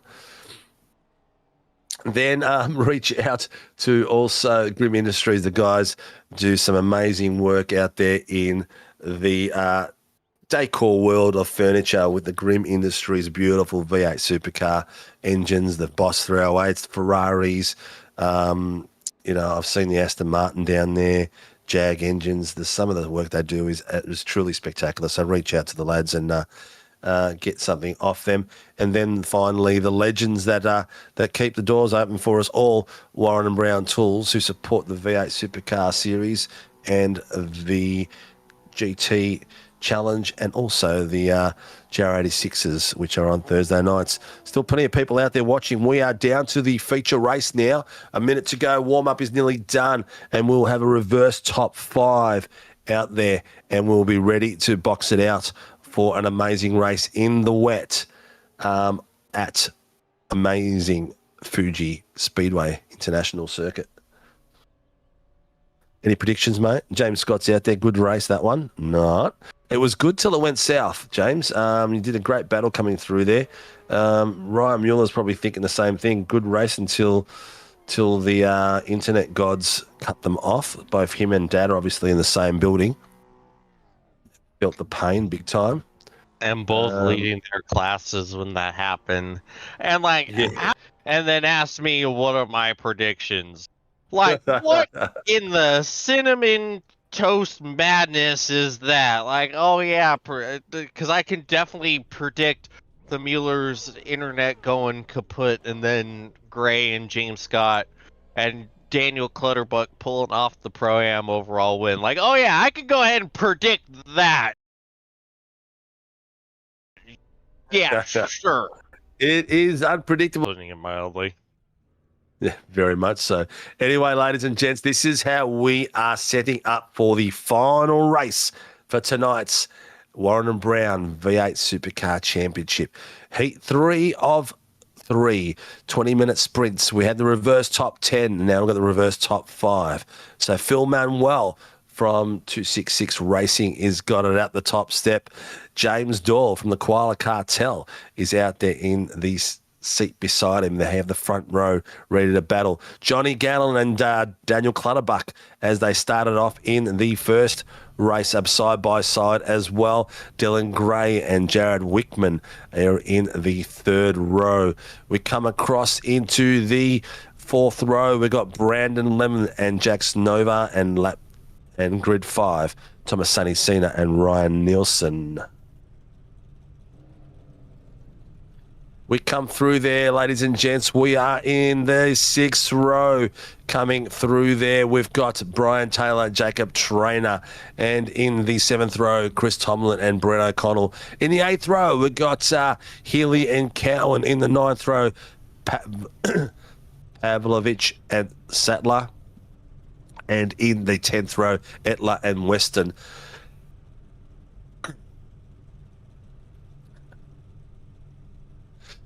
And then we have the 11th row, Mitchie Noble and Heverington. In the 12th row, Scott and Fieldman. In the 13th row, Hughes and Mueller. And in the 14th row, Mueller and Urquhart. Downstairs, we've got Tyson and Stewards. So, Tyson and Cochran. But ladies and gents, we are in there and getting ready to go. James Scott not too happy with the format at the moment. Taking out the leader was not an ideal way. Where did in 5th, but he's got a 15-second penalty, so that'll translate into points later on as the ladders go out. So he will get penalty points, not so much penalty points, but points he'll lose because in actual fact, he probably finished further down. But with the format the way it is, iRacing doesn't allow us to make a manual grid, which is unfortunate. But we still continue on. Second camera is on Mr. Andrew Cowan. We haven't had the Cowan on the main camera for a while, so we've got him down there at the moment. Rear end view. Let's actually get the chase view from Mr. Cowan. Even though he is not the last car coming through, there could be some excitement coming that way. This is the feature race, ladies and gentlemen. 20 minutes in the drying track. Still a little bit damp out there, still a bit of standing water. The lights are just about to go. We are doing round 3, main race of the Warren Brown VA Supercars Championship, and the boys are all off. Phil Manuel and James Doyle have taken it off nicely. James Doyle got the inside line, and under pressure, Gallen is in there. Doyle's got the inside line. He's got Manuel on the outside, the faster line. But look at Johnny Gallen. He's made it 3 wide and took it all the way in. What a slingshot to the lead he's done. Spectacular bit of work that Gallen has taken through there, but he's got Doyle wanting to take that back. And Gallen has done a sensational sneaky move through there and stolen that front row. Doyle is not happy about it. He's following him through all the way. Manuel has got Dylan Gray. Dylan Gray on the outside line. Clutterbucks is in there as well. In the bottom screen, you can see the boys all going from the far chase, but the contact is everywhere. We have one of the boys coming off. I think it might be Ryan Nielsen, but not sure. Have a look at it. 2-3 wide in the bottom screen as they're coming through and tucking in nicely behind each other. But the battle up the front has gone all the way through. Johnny Gallen and James Doyle taking it away from Dylan Gray and Manuel. Manuel has got Clutterbuck and Levin coming through there. Manuel's gone wide as he comes and brings it on the track nice and safely, but behind him, Clutterbuck is ended up moving a few places and losing that to Brandon Levin. Levin also took that place from Manuel because of the traction he lost. Oh, look at the wiggle there from Doyle as he's coming through. He's got Dylan Gray all over the back of him. Is he going to be able to make it through without any contact? What a way to go. Oh, they're coming out wide. Doyle has opened it right up. Oh, someone's gone round. I do believe that's why Scotty Weston has crashed. And we've got Scotty Weston. There was contact there. Some of Sonny Cena as well. Johnny Gallen has gone through. Dylan Gray, James Doyle side by side. Who's going to go which way? Oh, Matty Hughes has gone out wide as well. We're seeing some action in the background, mate. I tell you what, but have a look at these boys in the front putting the show on. James Doyle, Dylan Gray, outside line. Dylan Gray is really going for James Doyle. Rear end is sliding everywhere as he takes the more acute angle coming through. The Rooster Tails are still very, very strong. Let me tell you, there was a lot to unpack on that opening lap. First of all, someone just exited stage left, pulling off of the grid. I couldn't tell who it was, but they just went hard left into the outside wall. You're going to see contact here, or possibly... Oh, Cena just... Sonny Cena has rotated around. Oh, and also 2 Pelicans have gone into each other as well during that too. And then Nielsen was right in front. He went around and then might have got himself an unsafe rejoin penalty for good measure because Cena really almost came close to hitting them. And that was a couple corners after Nielsen was full perpendicular to the wall through 300R and somehow didn't get hit. Oh yeah, you see Nielsen hit. That's the second. Got his penalty for that, as we can see right now. Oh, and he's just missed his break points altogether, and then he went out into the dirty stuff too. Yeah, it's not, and it's a shame for Nielsen because in the midst of all the chaos, he rebounded to P10 in race 2 after spinning on lap 1. Like, it was an unbelievable recovery, and this race has just gone absolutely even worse. We're side by side for the lead now. What a Dylan Gray has gone and taken that away. Ooh. Nicely. Gallen is there in second. James Doyle and Brandon Levin now fighting for the Pro-Am top Steph points as well. Doyle taking third place outright at this point. Pelicans are everywhere still. Phil Manuel's pretty decent run there in 5th place at the moment, just behind Brandon Levin. Waving the flag for the 266 team with the current Pro-Am champion not here tonight, Joel Oostenval. Yeah, right now James Scott has recovered up to 9th and Mueller not far behind him in 11th. So They are on their way, and they're only 5 seconds for Scott, 9 seconds for Mueller. Oh, as you see, 11 had a bit of an issue. Now he's got to fight, man. Well, hold on to this spot. Yep, I think he might have given that back. He might leave it there for now, but I think the who was it that went off in front? James Doyle might have distracted him a bit. He wasn't sure where he was going to come back online, and so he's backed off a little bit through that corner, but he's got himself in the 5th at the moment. We've got James Doyle, Phil Manuel, Brandon Levin, Daniel Clutterbuck, the pro-ams battling out. Dylan Gray, Johnny Gallen as pros in the top step. You can see them at the very, very top as Gallen's trying to move off the race line, and he was trying to break Doyle's draft. Same done by Manuel there to Brandon Levin as well. So Manuel almost did two moves then. He just stopped before he did his second move then. It looked like he was going to, and then changed his mind. Levin's on the inside line. Manuel's gone out wide and lost a fair bit of traction coming through there. Got a little bit loosey-goosey coming through there, and it's lost some considerable time. Mitchy Noble is having a bit of a stoush there with Brett Taylor at the bottom screen, as you can see them coming through. And he's got Jordan Etler in front of them. So nice little battle pack in the bottom screen with the AMs down the very back of the grid fighting it out there. Yeah. Look at these boys go.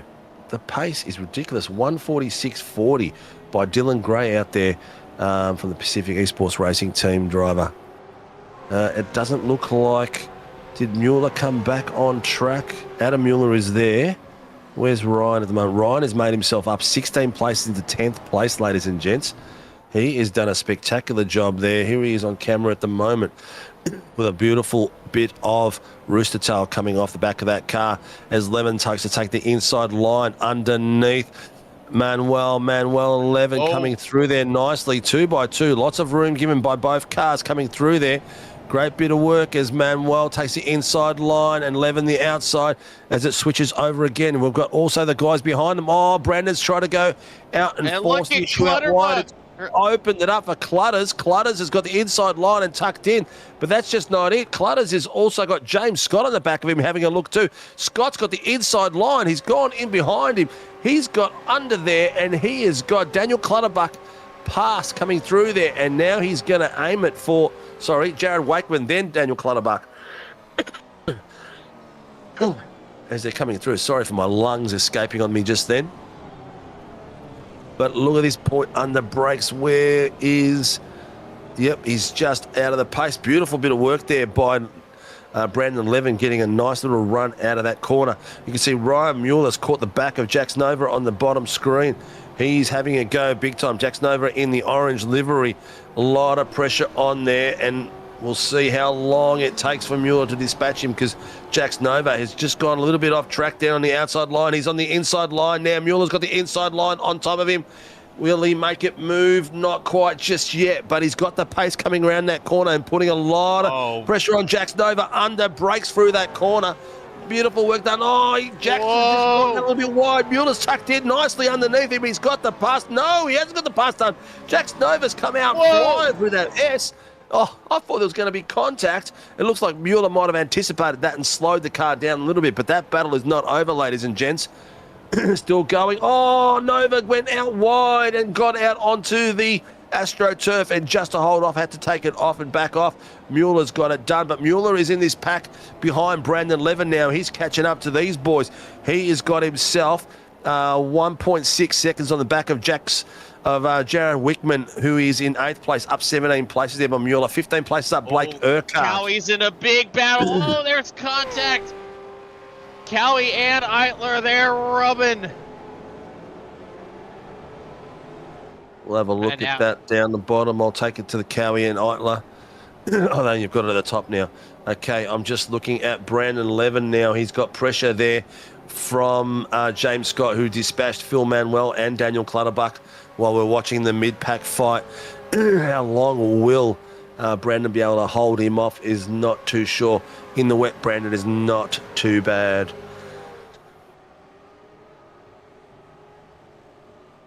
Yeah, he's trying to break the toe. Who is that coming through under brakes there behind Etler? That looks like it could be Mitch Noble. Was it Mitch Noble? I believe it was. Yeah, it was Mitch Noble trying to have a look to get under there. Had a bit of a look, but there was not much he could do about it. James Scott is all over the back of Brandon Levin. You can just see him there. He's got a little bit of side-by-side. Last time they came side-by-side through that corner, James Scott and Brandon had a bit of contact coming through there. Brandon has managed to keep it going all the way through. Is he going to be able to hold him hang off? on to it, James Cowie. Scott under brakes, does a beautiful job and passes Levin. The bottom screen, Etler and Mitchy Noble going for it as well. Now he's on to Cowan. Cowan has got Etler in front of him. A little bit of contact, not quite too wide, coming through, giving each other a lot of space, ladies and gents. Very respectful racing, and you can see the pair behind them as well going for it too. Mitchy Noble and Brett Tomlin. Taylor. Oh, See Tomlin off right in front of them. yeah. A little bit of missed opportunity there. Tomlin generally likes the wet, so he's not had probably the most stellar night out there at this point. But James Scott is now starting to pull away from Brandon Levin. You can see we're on board with him right now.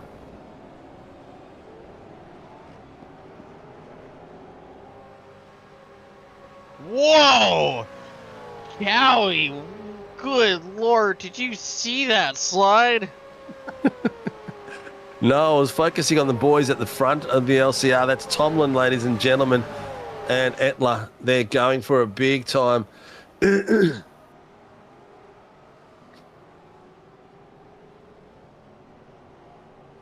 048 is pinging.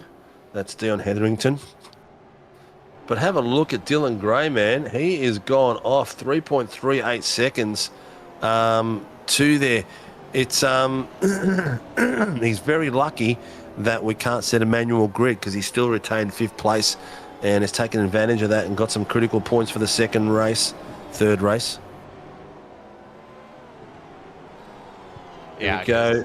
Koala Cartel has been mobbed there by James Scott from the Chiefs. James Scott up now 20 places.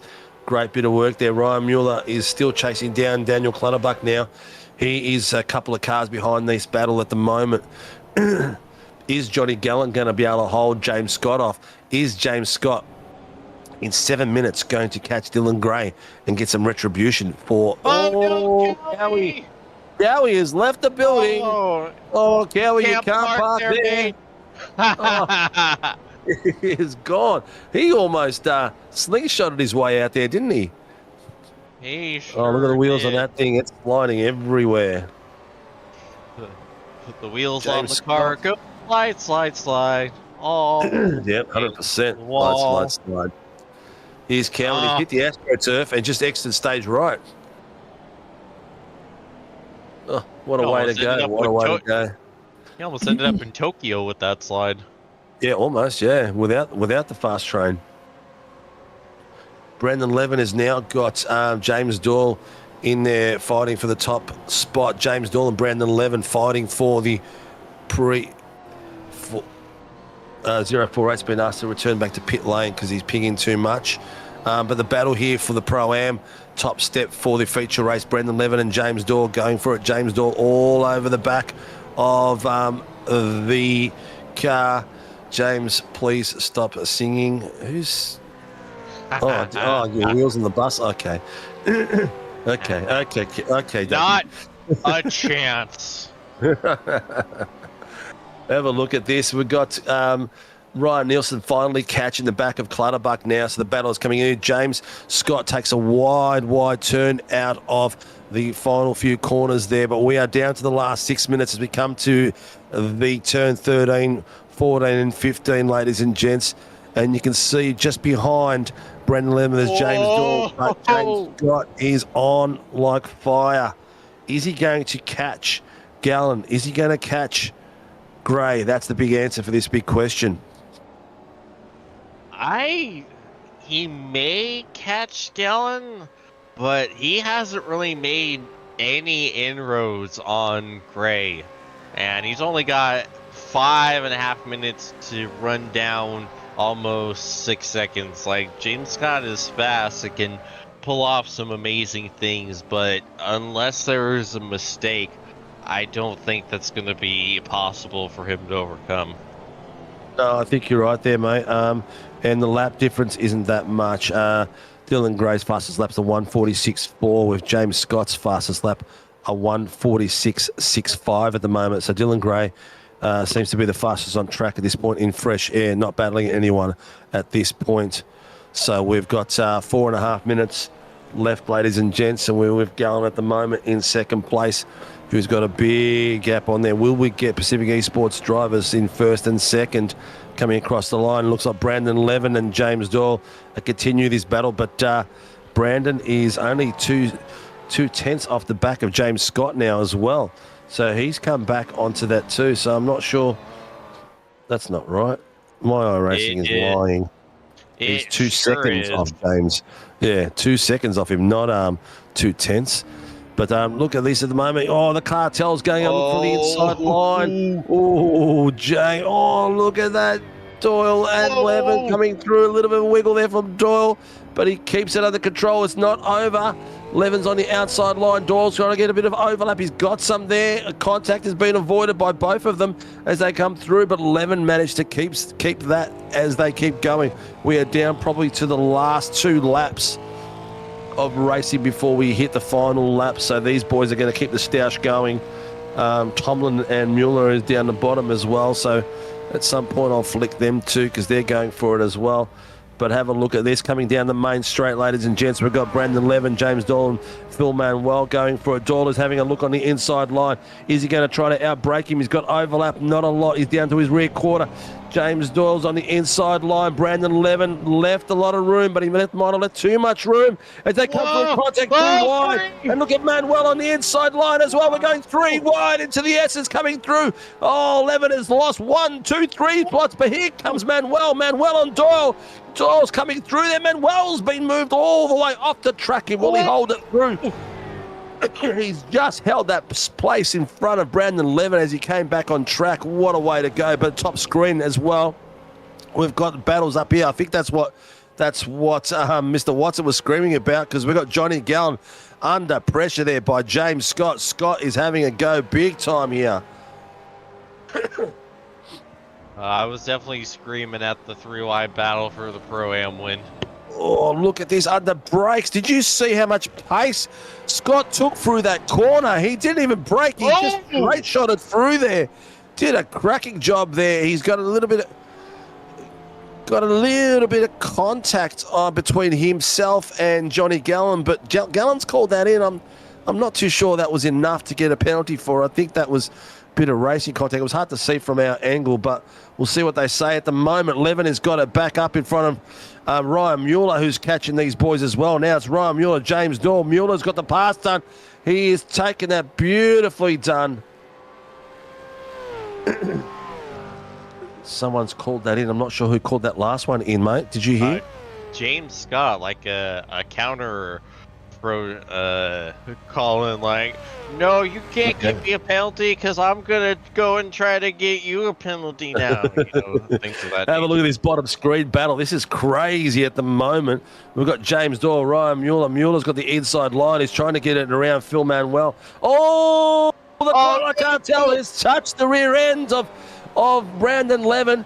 He's backed off to let Levin come through. But the question I always say is letting it readdressing like that doesn't always get you, because depending on how many spots Brandon Levin lost in that process, because he's only lost 1 spot to Clutterbuck by the look of it, but he might still get a 5-second penalty or so for that contact. So do I readdress when I'm racing? No, I don't. Purely because the rules are out there, and if you do readdress and all of a sudden this guy's lost more than 3 places, you're going to get a penalty anyway. So you might as well get up the road. But James Scott is on the hunt now. He's dispatched Johnny Gallen. He's got 5.8 seconds and 49 to go. Are we on the final lap at the moment? I'm sure these boys will be in the chat room later on, and they will be having a few words to each other coming through, and I'm sure we'll hear it in the chat as well when we interview them. But here we go, ladies and gents. Let's have a look where Dylan Gray is. Is he on the final lap? I've got him there coming through. Where is Barney's son? Barney's son, is he waving the flag? Yep, this will be The final white lap. flag is waving. Barnishan is waving the white flag. There's no wax on, wax off at the moment. There's no Turtle Wax or Maguires out there because they don't sponsor us, either of them. Get a load of that, eh? Dylan Gray, ladies and gents, he's got it all to himself at the moment. James Scott is behind him a further few seconds away, but he has managed to pull away with his teammate. What's happened to Johnny Gallen and James Scott? Did he readdress that?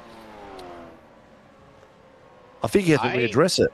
Yeah, I believe so. So that's going to make this final lap even more interesting. Yeah, he's going to be even more happy about that one. But as they come through, is he going to be able to pass him coming through? He's having a look at it. Gallen is managing his braking points as he's coming through there. As Gallen comes through the back S's, a very, very tidy spot through there. Dylan Gray is doing a bit of expression coming through, going too wide. He's going across the back straight now. Is this the last few corners from Gray? Is he going to take the feature race tonight for the points and redeem himself from the last few weeks? He is in the final S's now. He's coming through turn 13, 40 into Net's corner as he comes through. Top screen, we can see the boys battling out for the final few podium positions on the inside line. James Scott's got it all the way along. Johnny Gallen and him fighting all through. Johnny Gallen is leaning on him. He's not going to be able to get away from it. They're going to push it all the way through the end, ladies and gentlemen. Dylan Gray crosses. He does a nice little switch back and does a bit of a drift session as he's crossing through. He's going to take the feature race as he swatches his line and flashes his lights. But then the sprint's coming down, ladies and gentlemen. Dylan Gray takes the feature race coming through all the way through. But they're bobbing side by side. Coming through the second place is John Gallen and James Scott. Scott has got it done after a bit of contact between the two of them, leaning on each other, coming through the final corners. And Johnny Gallen does a respectable third place. Ryan Mueller comes back 22 places and takes third place. Phil Manuel finally takes the top stick of the Pro-Ams from Daniel Clutterbuck and Brandon Levin. And who is the amateur champion for the night? It looks like it is Craig Healy. Healy has done a cracking job there from EWT. They're sharing it around. They're sharing the love. The EWT we got another boys. photo finish between Mitchie Noble and someone. It's another Mitchie photo Noble finish. and Brett Taylor coming through. No, Mitchie Noble is with Peter Pav coming through across that line. Wow, that was some hard racing in that last few corners, really leaning on each other and really pushing each other as hard as they could within the letters of the law. Oh, that was a thing of beauty watching them. That was as hard racing as you can get while keeping it clean. Like, that was just good old trading paint. That is what you want to see from a battle. They did an amazing job giving each other all they could handle without knocking each other off the line again. Yeah, it was a bit of awesome racing out there. Tell you what, my throat is very, very sore from all that screaming. Oh no, Nürburgring next week.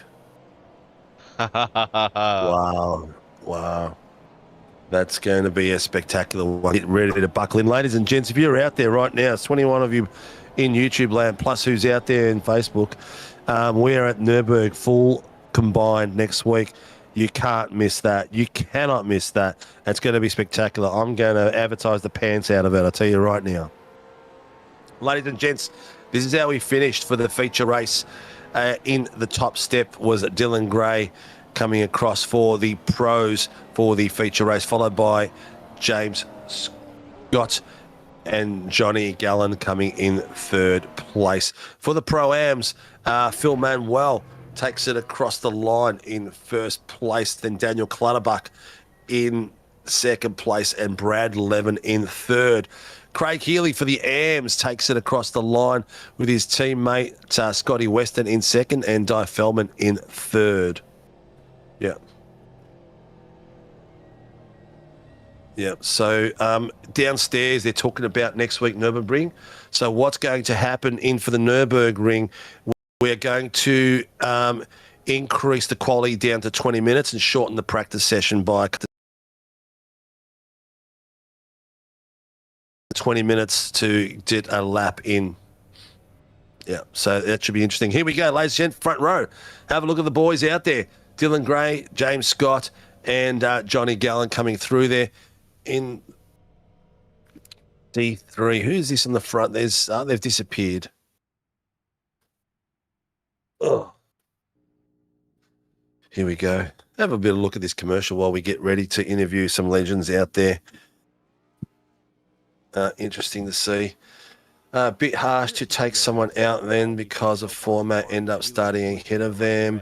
Sometime penalties should be changed to drive-throughs. Look, at that point, it was as probably following our standard procedure is what we'll do first and foremost. Unfortunately, yes, it probably was a bit harsh for James Scott, but it's the procedure. That's something that we will discuss, I guess, at the end of the season.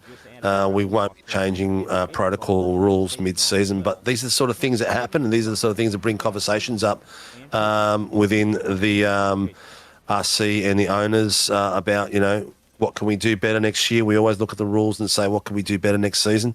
And I guess this will be one thing that we'll look at. It hasn't happened in all the times we've done these formats. It hasn't come out to be like that in all this time. So it's the first time it's happened where someone has had a penalty and been still managed to come through and take it like that. So it's a conversation we'll probably have with RC for next season. But it is what it is. It's a format that we've raced with for a long time, and unfortunately, there was a situation tonight which didn't go favourable for the penalties that we hand out. But it is what it is. When you're working with a fixed grid, there's not much you can do when you're doing time penalties. We do time penalties because during most of the racing is the fairest and best way for all the drivers. But yes, possibly a bit of a moment where a drive-through could have been given, but not under the current rules that we have. Anyway, let's have a bit of a chat. Who is in there? Do we have some people ready to talk to us, mate? Okay, let's have a bit of a look at it. All right, we've got what's Mitch doing there? Did he win the AMs? He did. Yeah. Oh, Craig Healy did. What's Mitch doing there then? Where is Healy? Actually, something must have happened to Craig on the final lap, because it is Mitch in P16, 2 spots ahead of Craig. Oh, so Craig must have had some penalty points from iRacing or something as he came across the line. All right, let's bring Mr. Mitch Noble in, ladies and gents. The AMS winner for the night. This might be the second week in a row. I'm not sure about that, but I'm sure Mitch will remember it. Welcome to the room. Week in a row. It is a second week in a row, is it, mate? Second week in a row. And he's on his tippy toes. He's got a new loud microphone too, mate. What's going on there? No, I had this last week as well. It's just a bit more excited than usual, mate. I'm a bit more awake this time. A bit more awake. Last week I was having a pretty rough day, so I was pretty tired. Yeah, the pit lane start surprised you. I didn't know it was on. Tyson mentioned it in the just as you guys were doing qualifying, which made it really hard for your first and second heat. So you had to work your way through. How was it out there in the rain, mate? It was slippery. It was pretty slippery. The pit lane start caught me by surprise as well. I haven't really been looking at the penalty points and didn't realise. Yep. I believe it would have been from week 1. Most of it was from last season. Yeah. And I got a few in week 1, so I think it would have just all added up to that. That caught me off guard, but it's fine. It is what it is. But no, the track was slippery. But surprisingly, it was pretty clean racing. I had a bit of a incident with Feldman in race 2. My end, it was a bit of netcode. I was having a bit of network. All the way up and down the grid, so it was pretty awesome watching for everyone out there, mate. Mitchy Noble, who gets you out on track, mate, and supports your racing? Obviously SRB, I can't do it without them. But also Aceleth, Kennard's hire, myself, and all the boys, really, through SRB, all the Jacobs, Liam. We've got a new guy in Norway as well. I'll shout out him. He's pretty cool to talk to. Just Nice, overall, especially if you can understand him. Yeah. And also my partner.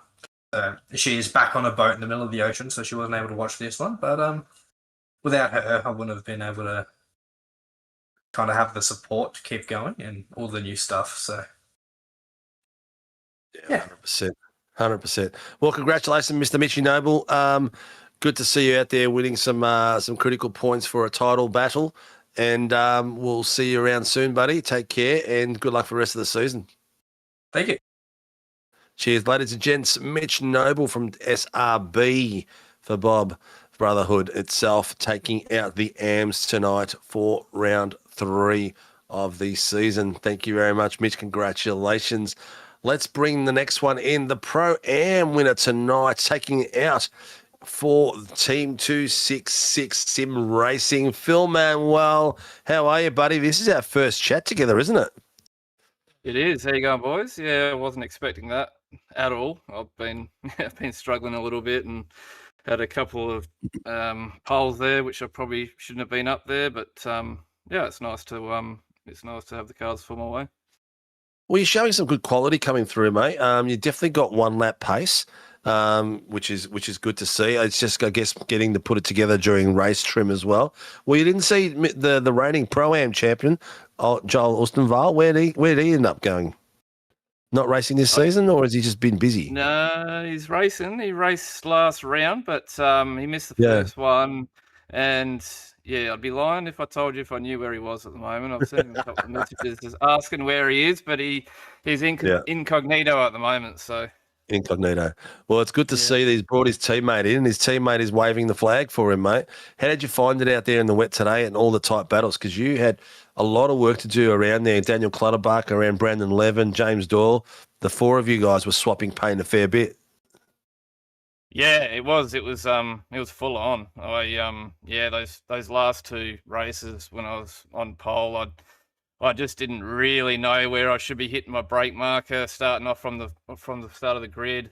Something I certainly didn't practice. So if I had my time again, I would have done that a couple of times. But yeah, no, it was good racing. Those guys, there's a lot of door banging and stuff, and I'm really enjoying that side of things. So yeah, no, it was a lot of fun, but mostly just sitting back watching them, especially in that last race, just hoping that they might sort of come together and I can sneak through, which eventually happened. Playing possum, mate. That's what I call it. Just sitting there waiting for everything to fall apart, which does happen, especially in the rain, mate. It's the odds on when you see a battle that's really intense like that. There's a good chance that it can go apart. The problem is getting too close to it and getting involved in it as well. Yeah, that's right. You just got to have that happy medium of close enough that you can take advantage if they sort of go wide or if they sort of go off the track a little bit, but also not right in it yourself, because it can go pear-shaped very quickly in the wet. Excellent, mate. Well, who gets Mr. Phil Manuel out on track and supports your racing, brother? So Chris at 1-9, he does liveries and he does an awesome job. Pagnian, Next Level Racing, and I'd just like to thank all the boys at 266. We've got a pretty big team that does vets and all that type of stuff. So we all sort of help each other out, which is good. And also I'll thank you guys for doing the broadcast and everyone behind the scenes. Excellent, mate. Thank you very much. As my throat's just leaving the room by every second. Mate, you're doing a cracking job. It's good to see you out there with some incredible racing and having fun, mate, which is most important for us. So keep going and good luck for the rest of the season. Thanks, gents. Have a good one. Ladies and gents, our Pro-Am winner tonight for the feature race, Mr. Phil Manuel from 266 Sim Racing. As we go to the other end of the room, there's a few Pelicans in there awaiting, and one of the OGs, one of the boys that's been with us for such a long time, Mr. Watson, would you like to throw a few questions to Mr. John and Galvin's way, if you like? Yes, sir. Ladies and gents, the promoted from Pro-Am to Pro and doing an exceptional job out there. The 350 Pelican racing team driver, Mr. Jonathan Gallen. How you going, Mr. Gallen? Mr. Watson's got a few questions for you. Good, Steve. Thanks, mate. Yeah, that battle between you and James was legendary in the closing laps. Just take us through. Was it as fun for you as it was fun for us to watch? Yeah, it was, but I was like really, really nervous and shaky and sketchy. But yeah, I had fun. Yeah, and yeah, and that little the penalty that he got for the redress, that I thought that's not like that's not racing. So then he got the redress call. So then I got him down the straight. Tried to hold him off for the lap, and and hats off to James. Like, he did awesome job. He played a very smart last corner game, knowing to send me a little bit wide to catch me onto that last riffle strip where it was really wet and slippery, and then just power on away. So no, hats off to that. That was quite good. No, I really enjoyed it. Yeah, it just seemed like a fun but terrifying night overall. The weather was absolutely wild out there. Yeah, I was hoping it would dry up because I had a bit of pace in the dry in this setup, but in the wet it wasn't too bad. So yeah, I just did what I could, tried to keep it consistent and minimize incidents. But it was tricky when you can't see, certain puddles on the track. Sometimes it's very hard. So a couple of times I went wide down the bottom of the hill. Yeah, and you had a pretty clean night, all things considered. Like, I really can't remember you being involved in any incidents, which is more than a lot of people could say out there.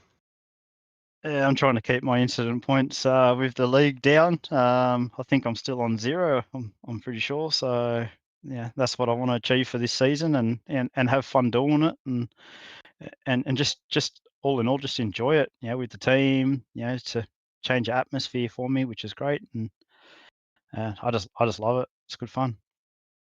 Mighty impressive, and I imagine it's going to be very, very easy to keep it at 0 next week at Nürburgring Combined. Certainly not a difficult track to keep the car on the black stuff. Certainly not.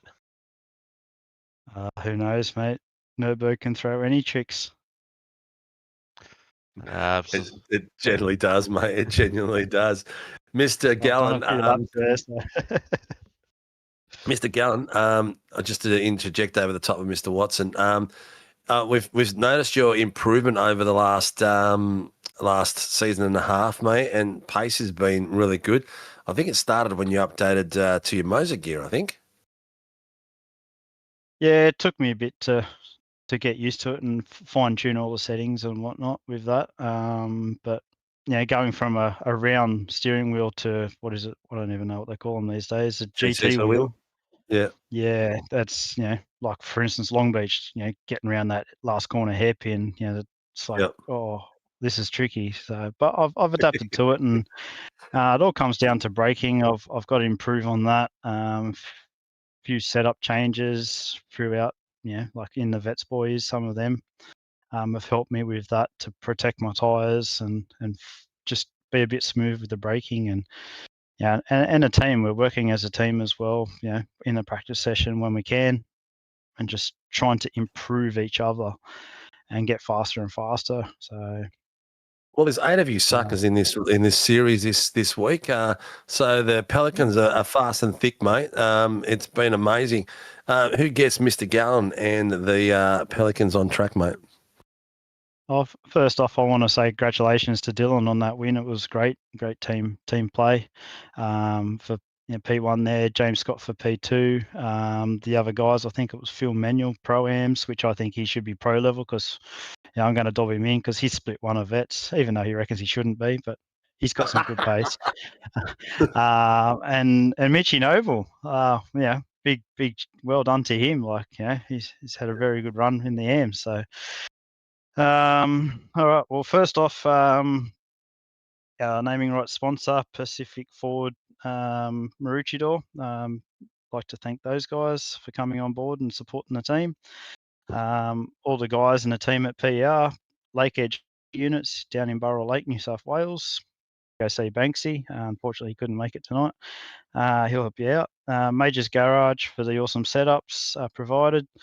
One Shot Pest Management at Ulladulla.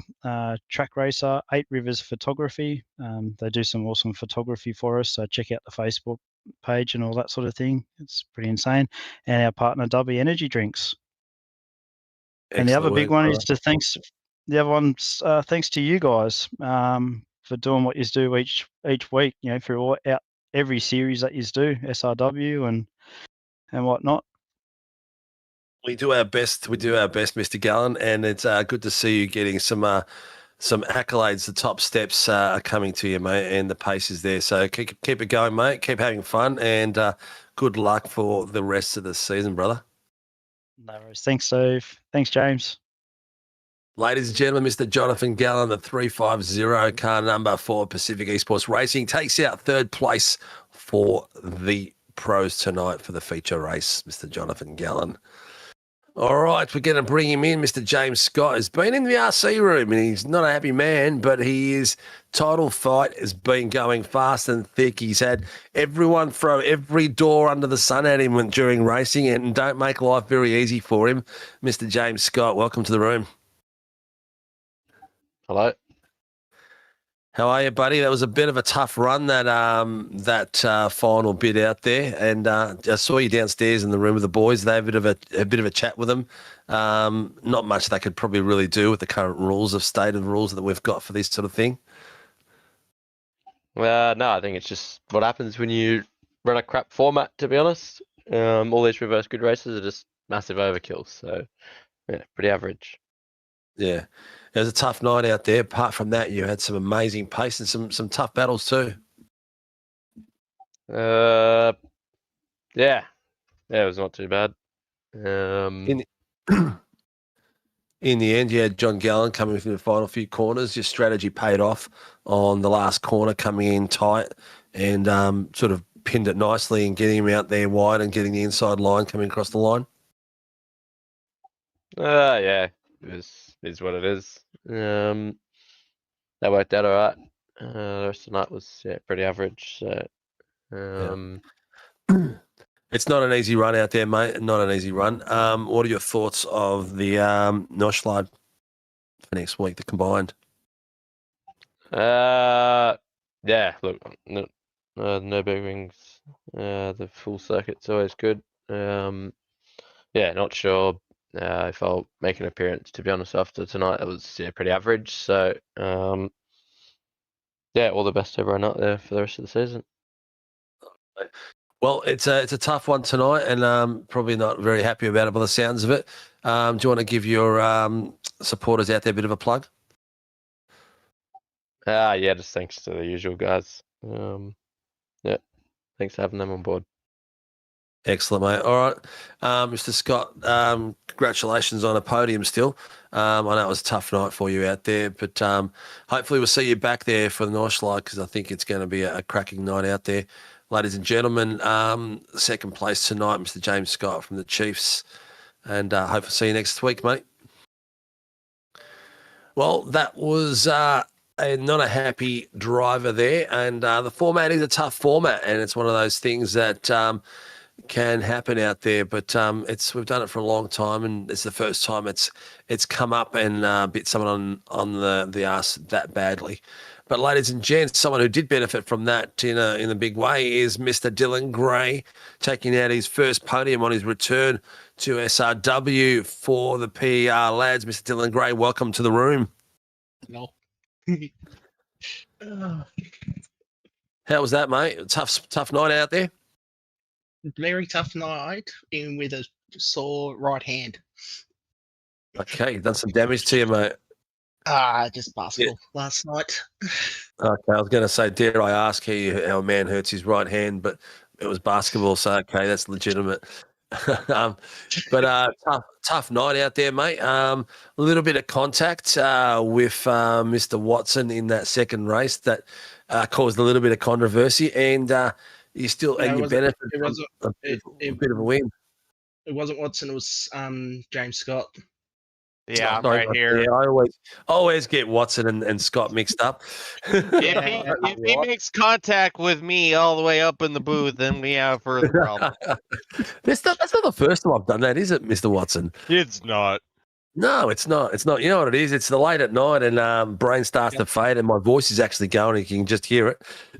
Hopefully the ladies still like it. But Dylan, did Mr. Watson have much to say to you in the room then, or was it all quiet? Very quiet. Very quiet, yeah.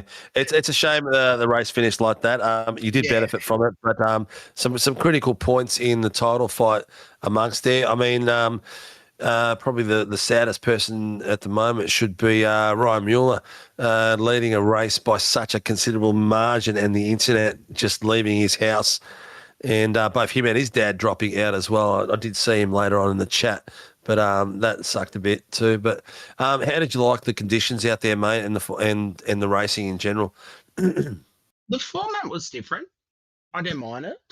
It throwed a massive curveball and all that, and I like the short, quick races because it makes people go balls to the wall and don't have to worry about strategy and all that as well. But the conditions, I think, with real life experience around Phillip Island in the wet helped me tonight because in the first race, Ryan said, "How the hell am I using the same setup?" And I said, "Yeah, I am. I said, just use your go-kart lines that you know, which is what you normally do in the wet races and that because that's where most of the grip is."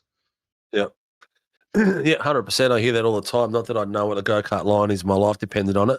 But yes, I hear that all the time that drivers say drive the go-kart line in the wet. You see it also work as well. Max Verstappen uses it very well, but he is an absolute weapon in the wet. You know, he's yeah. What are you going to say?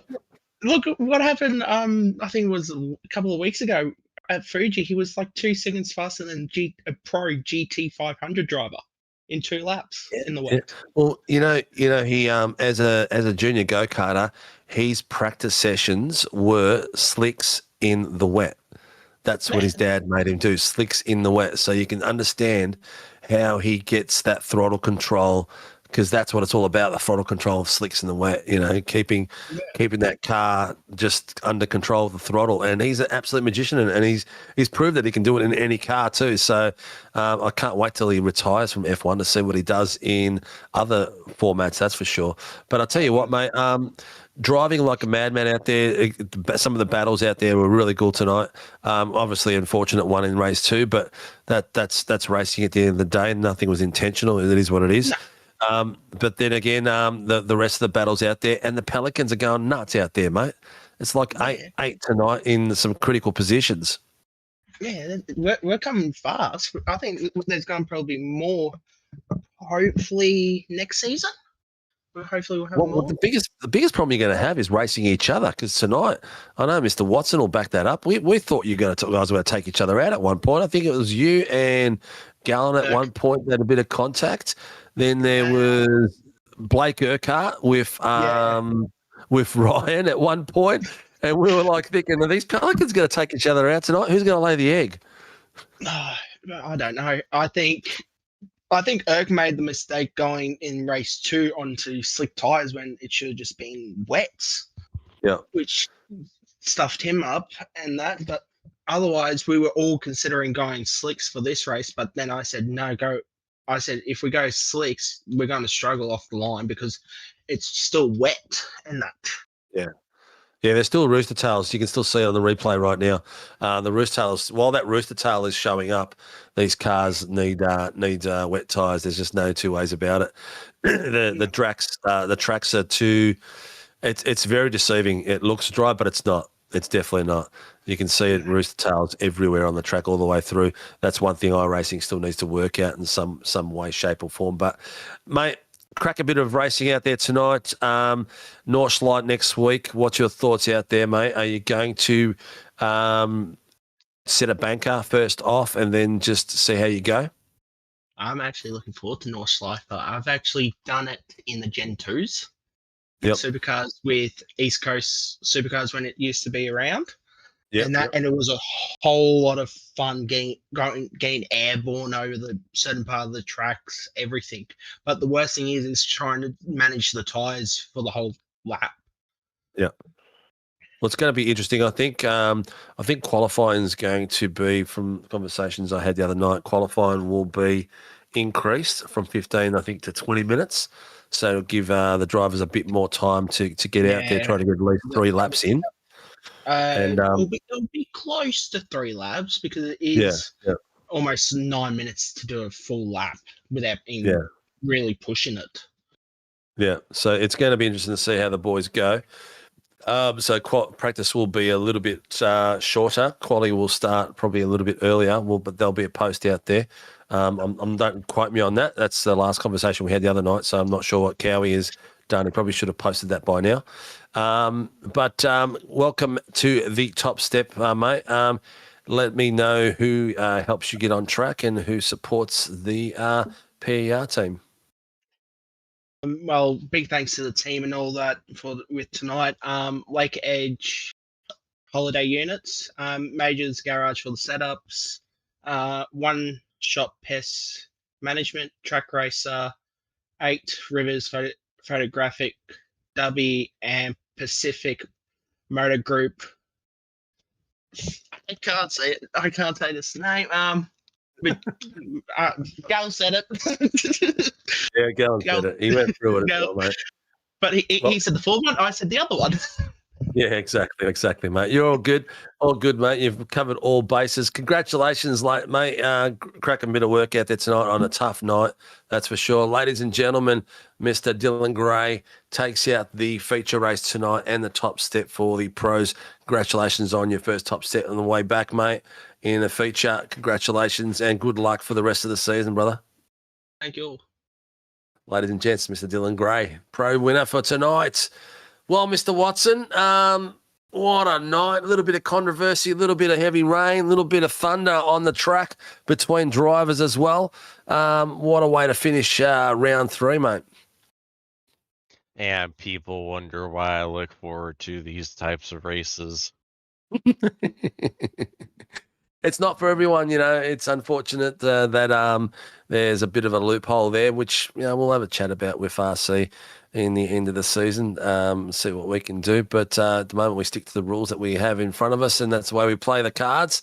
But some amazing racing out there, some very good battles, 2 wide, 3 wide, not just at the front of the field, but the pro-ams and the amateurs as well we showed tonight. So if you're a massive fan of these boys and what they do out there, please like, subscribe, and hit the notification button. We do want to reach our 2,000 this year, and we are 340 to go. So it's not a hell of a lot, but come out and join us. Please support the people that support us out there as well. Grim Industries, V8 coffee tables, and anything amazing with engine parts and glass. The guy's an absolute genius.